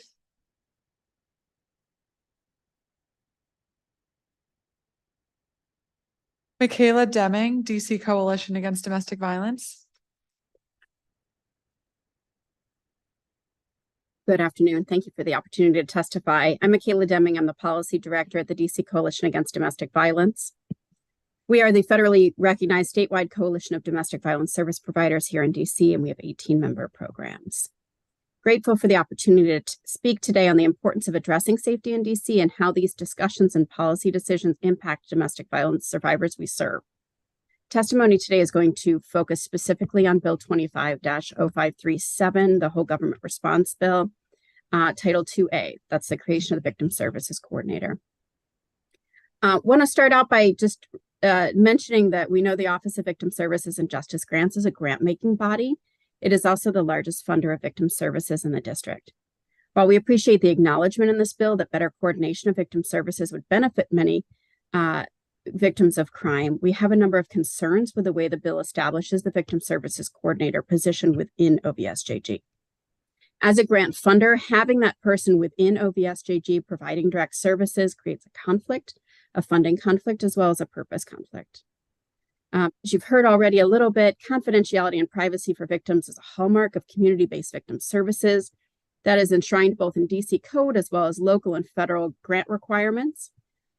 Victim service providers that work for government entities like the prosecutor's office or MPD lack those confidentiality and privacy protections that the nonprofit victim service providers are able to provide to the survivors they serve.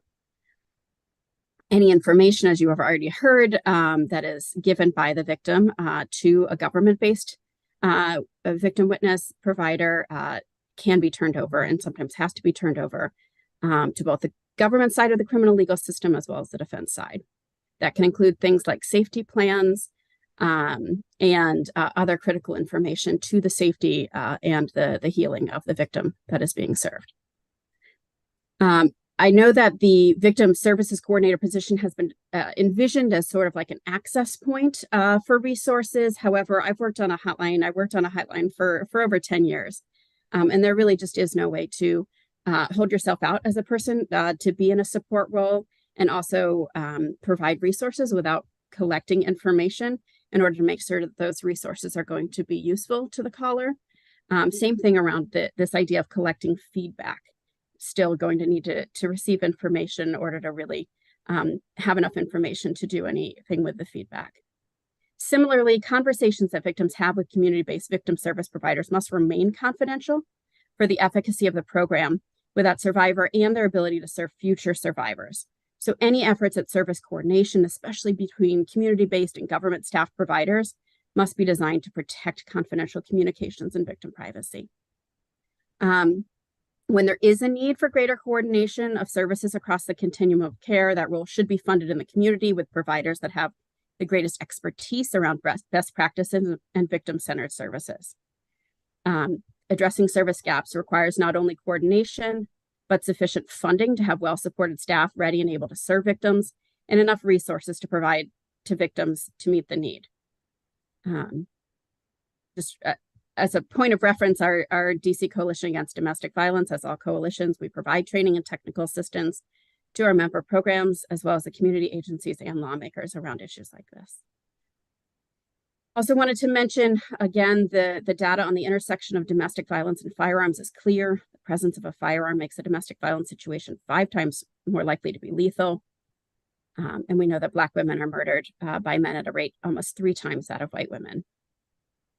There's also co-occurrence of domestic violence with larger mass shootings events. And nevertheless, efforts to address community violence continue to be discussed, developed, and legislated without bringing domestic violence experts to the table. DC continues to also not fund with any local funds domestic violence prevention. And if this intersection continues to be ignored, if it cannot be ignored, if we're truly going to committed to decreasing and preventing community-based violence and gun violence in particular. So we appreciate Council's continuing the conversation about how best to respond to victims and domestic violence in DC. We ask Council to consider our suggestions. Happy to take any questions about that. Our organization's committed to continuing to be a leader in coordinating domestic violence intervention and services and prevention efforts, and look forward to continuing to work with district leaders across government agencies to end domestic violence and oppression. Available to answer questions. Again, thank you, Chairperson Pinto, and the rest of the committee for the opportunity to testify. Thank you very much, Ms. Deming. Alex B., public witness. So the reparations bill met once, and then what next? We're still waiting. So now the business corridor will have their own pseudo police force, like a mall cop. Are they going to have their own uniforms? Sounds like a rogue police force. Like, are they going to have an orange reflective vest or what? 18 to 24 years old. Well, some people 16 and 17 are in adult court along with 20s. What about giving free college? Emerging adults, that sounds cute. I'm not sure what that is. People are adultified in many cases at a way younger age. We know Black children are often adultified, seen as older than their true age. So what about younger teens? Now hiring new people and writing new reports, what is that going to do? Where is the mental health help? What would you help for you as a teenager? Free college, free Metro Pass courses, rent help, Black history programs, therapy, doing performance measures, I guess is good. I'm surprised that it's not being done already. I'm sure that these programs, violence interrupters and roving leaders are reporting in some way already on what they're doing now. Having the victim's office call 2 times within 2 weeks, that seems like a bare minimum of calls they can do. Another board. Okay, well, we got boards out the wazoo here. How many boards and reports are needed? Where's the reparations board that was supposed to start 2024? And you want 1 person per ward. Well, we know that the wards are Southeast where people need help. So you want to put 1 per ward on the committee, and the blue light box is 1 per ward. Where's the help? Reparations for Northeast and Southeast, and more boxes there. working group, why not work and make DC a state and help solve some of the problems you have with the Congress?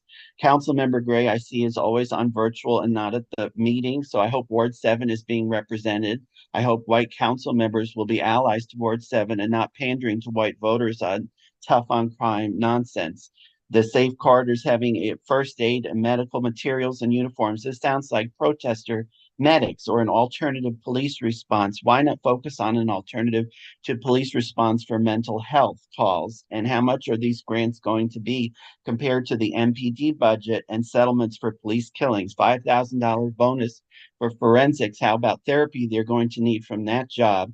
And the blue light cameras, are they going to connect to a live network with the mayors working on like the Enemy of the State movie with Will Smith, where police are watching people around in real time? How many blue lights are going to be put in Southeast? It's the same as a cell phone calling 911. You hit the blue light like hitting 911 on your phone. I've seen those on college campuses, but some of those were probably put in the 90s before cell phones existed. And someone can just commit a crime away from the light on the rest of the metro station like they do it away from the man booth now.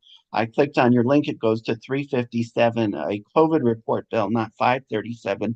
So you need to do this hearing again. And a new emerging youth director reporting in 3 years. The adults will be emerged by then in 2027. All power to the people.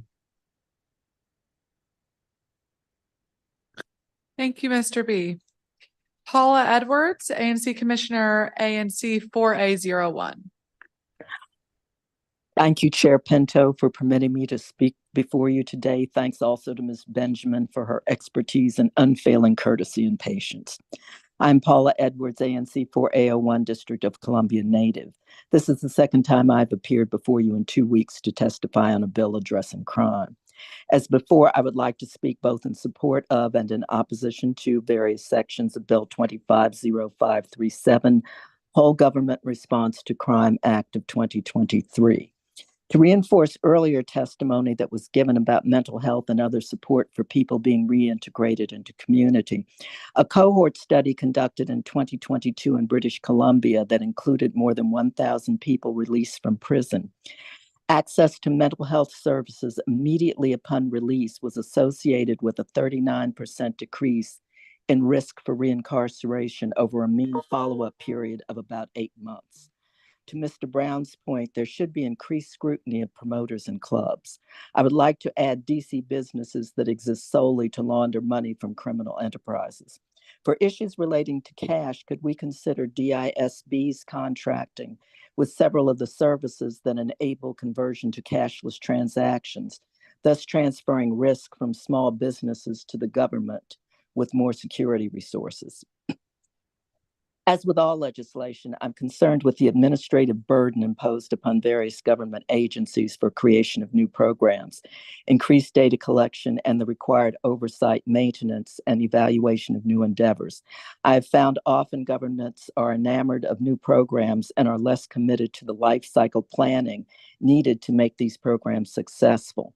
The two provisions of the bill that I would like to highlight are the following: expanding staffing and talent at the Department of Forensic Sciences crime scene division by creating recruitment and retention incentives.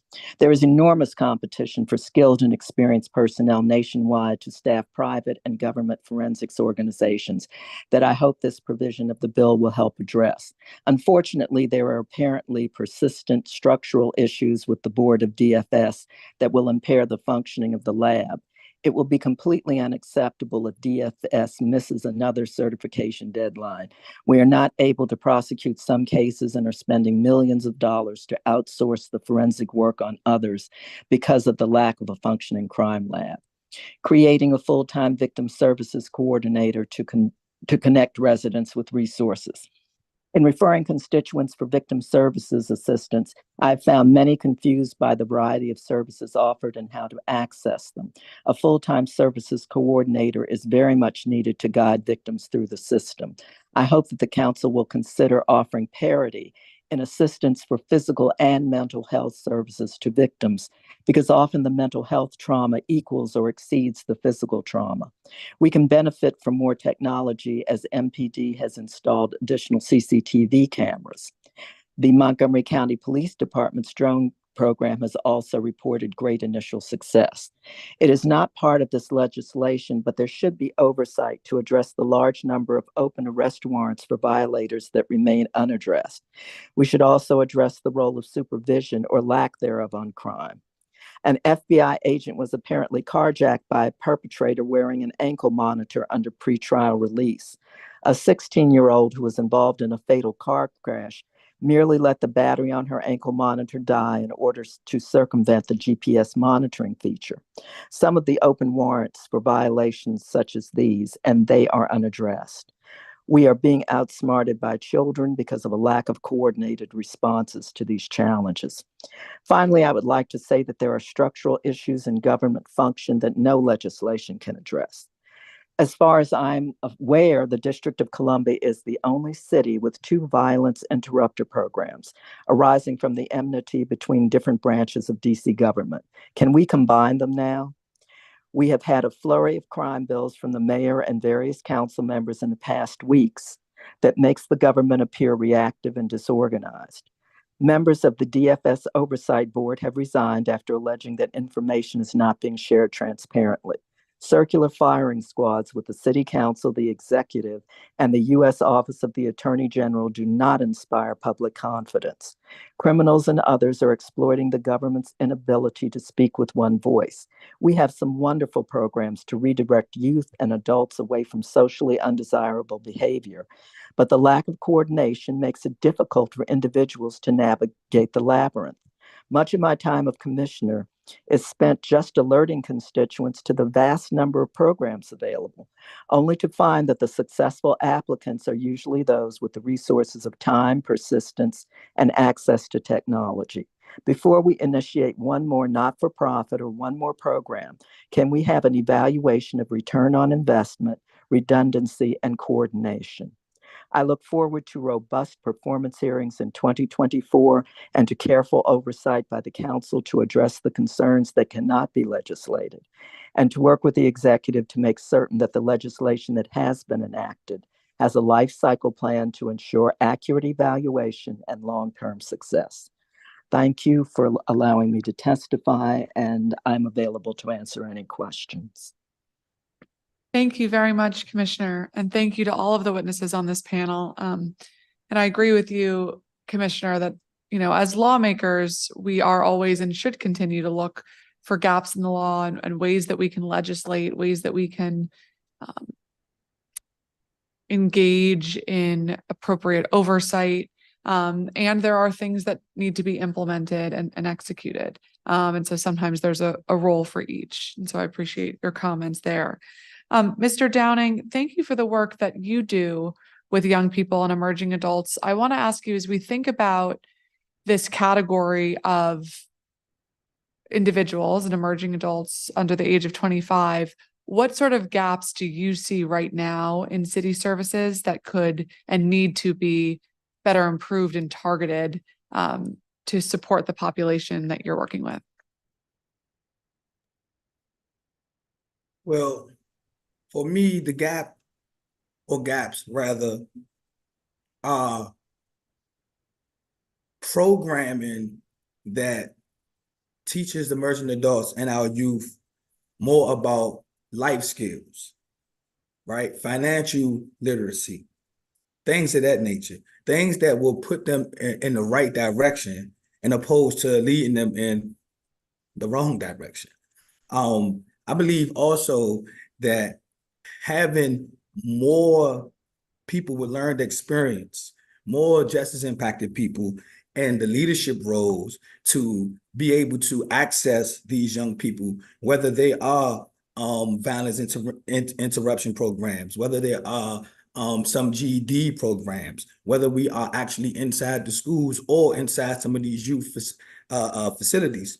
I think our presence would be highly, highly appreciated, because we are the people who can identify directly with our emerging adults and our youth in and around DC. So I think one of the biggest gaps is to try to make sure that there are more people who they can look up to, who have gone through some of the same and exact things that they have gone through and ended up on the other end of it, to show them that you can go through some things and still persevere and still be productive and successful. So I think that education is the number one key for me in the gaps.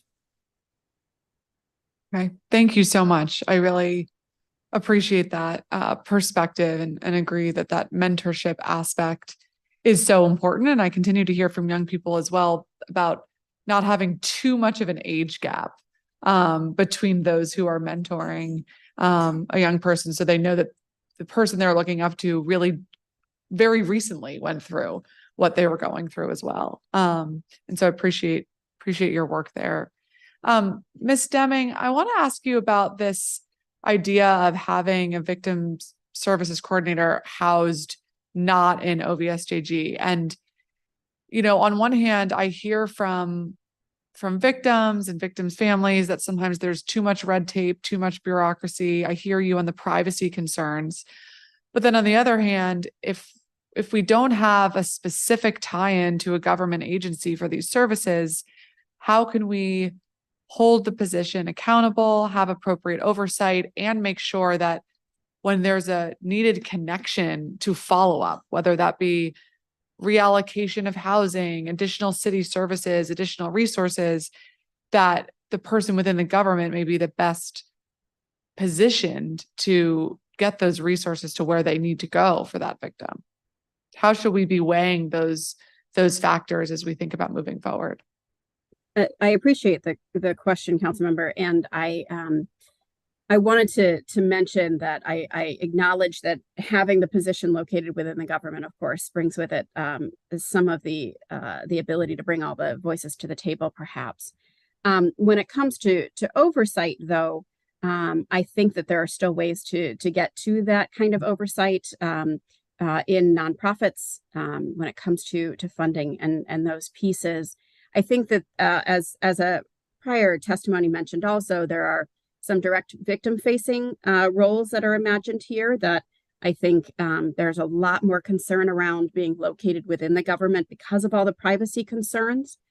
I would also mention that there's already some clarity law on the books around OVSJG and where they have prioritized funding that we are still looking for some additional oversight on. And a bill like that can help with clarity around where the government agency believes that the funding should be going, so that there can be some additional feedback on that from the community, from council, around where those funds are being allocated.